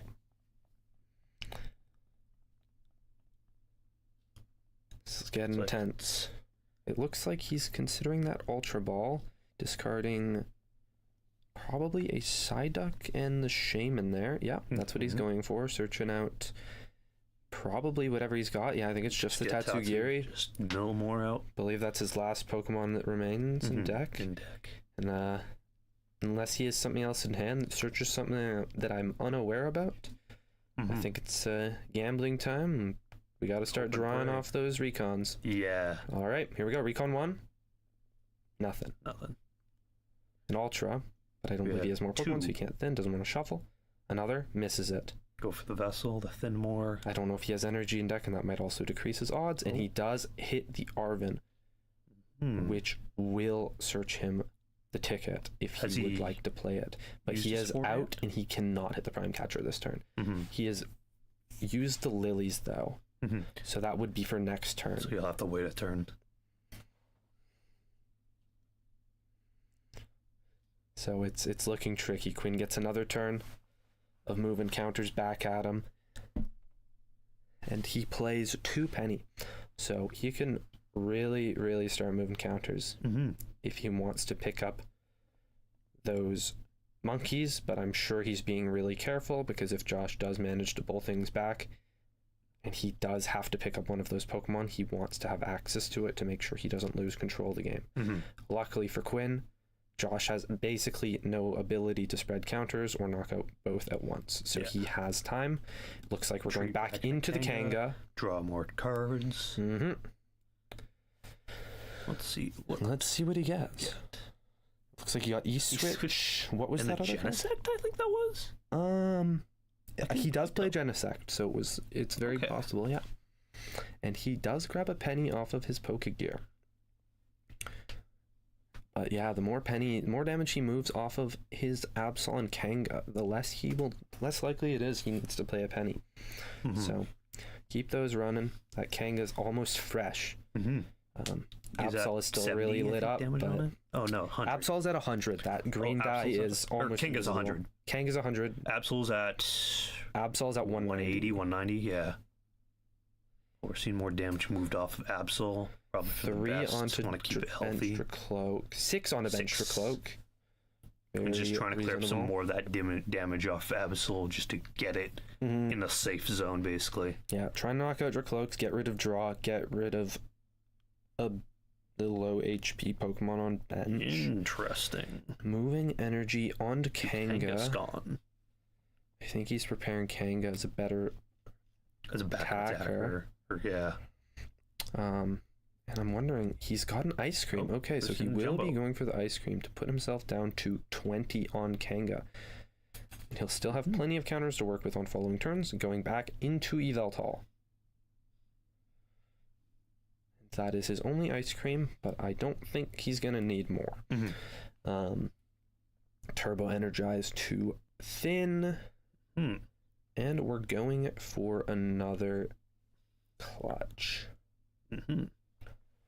Back onto Josh. Can he do it? He has the Arven. He has his Dracloaks. Mm-hmm. He could either Can use do redeemable ticket. Yeah, you could use the Arvin to get the redeemable, or try and gamble and see if the Dracloaks are in his favor to get him that ticket. Mm-hmm. And that Absol's still very much lit up. I don't remember how many Ethans he has in discard, but knockout could be possible. That Second guess Dracloak. Prime Catcher might be waiting longer then. Pretty dissatisfied. Mm. Yeah, he's fumbling around his cards. They think he's hesitant. Yeah, he looks devastated. I think he might not have it. Yeah. Because, right now it's looking like he's going to have to Arvin for that ticket, but then he's going to have to wait another who knows how many turns to try and get Prime Catcher. Yeah, tense, potentially final moments of this game here. Mm-hmm. Josh really just thinking this one out, trying to work a way through this final board state. His board state isn't too bad, but that retreat lock from Yveltal is really hindering what he's able to do right now. And it's looking like he's going for a pass. Oh, just another really? poison tick on that Yveltal. Not even the Arvin. Not even the Arven. I'm surprised. Maybe it was in deck and we missed it somehow. I think the ticket is still in deck, yeah. I would be surprised. I'm just surprised. The ticket's in deck, but It is definitely the in deck. prime. Yeah, Prime, the I don't Prime believe is is in not. deck. But that's the thing. You'd think he'd go Yeah. for the ticket to get the Prime out of there. Yeah, he might have and then- missed it. But maybe he was just hoping he'd hit the... The Roger Prime? yeah, maybe just... Or the Roger recon, ticket? Yeah, recon in the ticket, and then just do combo there, but nothing. Yeah, and it looks like Quinn is going to go monkeying again, Yeah. healing off of 6 off of that Absol, making it even healthier, taking out another Dracloak. I definitely think Josh should have gone for that ticket with the Arvin I earlier. think he had to, because he's should've. just in a right now it's in. I don't think he's going to be able to get out of this now. Yeah, 2 more clutches and like he can do another clutch. It's not like he's getting on bench lock this turn. Quinn's down to 3 prizes. He is living the dream, I think. And if Quinn's worried about killing the Draculok currently inactive, he always has another one on bench that he can just bring up and then start if he has to. If he needs to. Mm-hmm. Yeah, I think he might cycle it out because I think he still has access to one of his bosses. He plays 4. They're plentiful. That's not a problem. Quinn is having his cycling moment. Yeah, Quinn's drawn. I haven't seen it in his hand. It's probably massive. I have not. It's probably big. They both have big hands. Yeah, because I don't know where Quinn's hand is right now. I think it's or at least I can't see it on stream. Big. Oh, I see all the cards now. Yep, that is big. I'd be amazed if he doesn't have access to a boss here. Mm-hmm. He's going for a penny. And he's going for the penny on. He's hesitating on the Absol. I guess just to get all that damage off of it. I almost wonder if he's going for something else. I see. He got rid of the Absol just to get rid of the 3 prizer with the big damage, which makes sense. You don't want that thing being on. Because Absol, even with Charm, is only 330 health, and Typhlosion can get over that fairly easily. So it makes sense. Oh, and he's going to be taking the knockout on that one. So that is why he's removing the Absol from the board, because he doesn't want to leave 2 3 prizers on board to allow Josh to have an avenue back into this game. Make it a lot harder for Josh to catch up. And yeah, it's looking like Quinn is down to 2 prizes with he took that knockout with the monkey, actually. And he's probably going to go for knockout on this Typhlosion with Kanga. And he's going Fez to protect himself from the potential single Iono that Josh plays. Yeah. And then the revenge knockout, Put him down to a final prize card and basically make himself immune. And he hits the ticket a few turns too late. Minute, And I don't think there's anything think Josh is going to be able to come back from this now. Can do. He's just got a stare of despair. Yeah. That ticket is what he needed about 2 turns ago. Mm-hmm. Yeah, and there it is. He knows it. He knows the prime's in there. He knows he needed it. Yep. I'm almost wondering if he's just going to flip these just to rip the Band-Aid off and say GG. And there it is, the fist bump. And Josh has lost. The game. Making Quinn your 2025. 26. It is currently 2026, but it was the 2025. That is true. Oh, yeah, it was 2025. Yep, we're behind on this. Yeah. The season champion. And what a great finish to his season. Very interesting game there to have at the end. Yet again, massive shout out to Galaxy Comics and Collectibles for sponsoring this wonderful event and making this possible. Tons of the prizing and things were supported by them today. We couldn't have done it without them. Yep. It brings a great crowd in for us. It's wonderful. So huge shout outs to them for any of your card needs in Winnipeg. Feel free to go to them. They're wonderful. But yeah, that is all for our games for today. That is the end, and we're going to go to a brief intermission. I believe we will be back briefly with something more for you.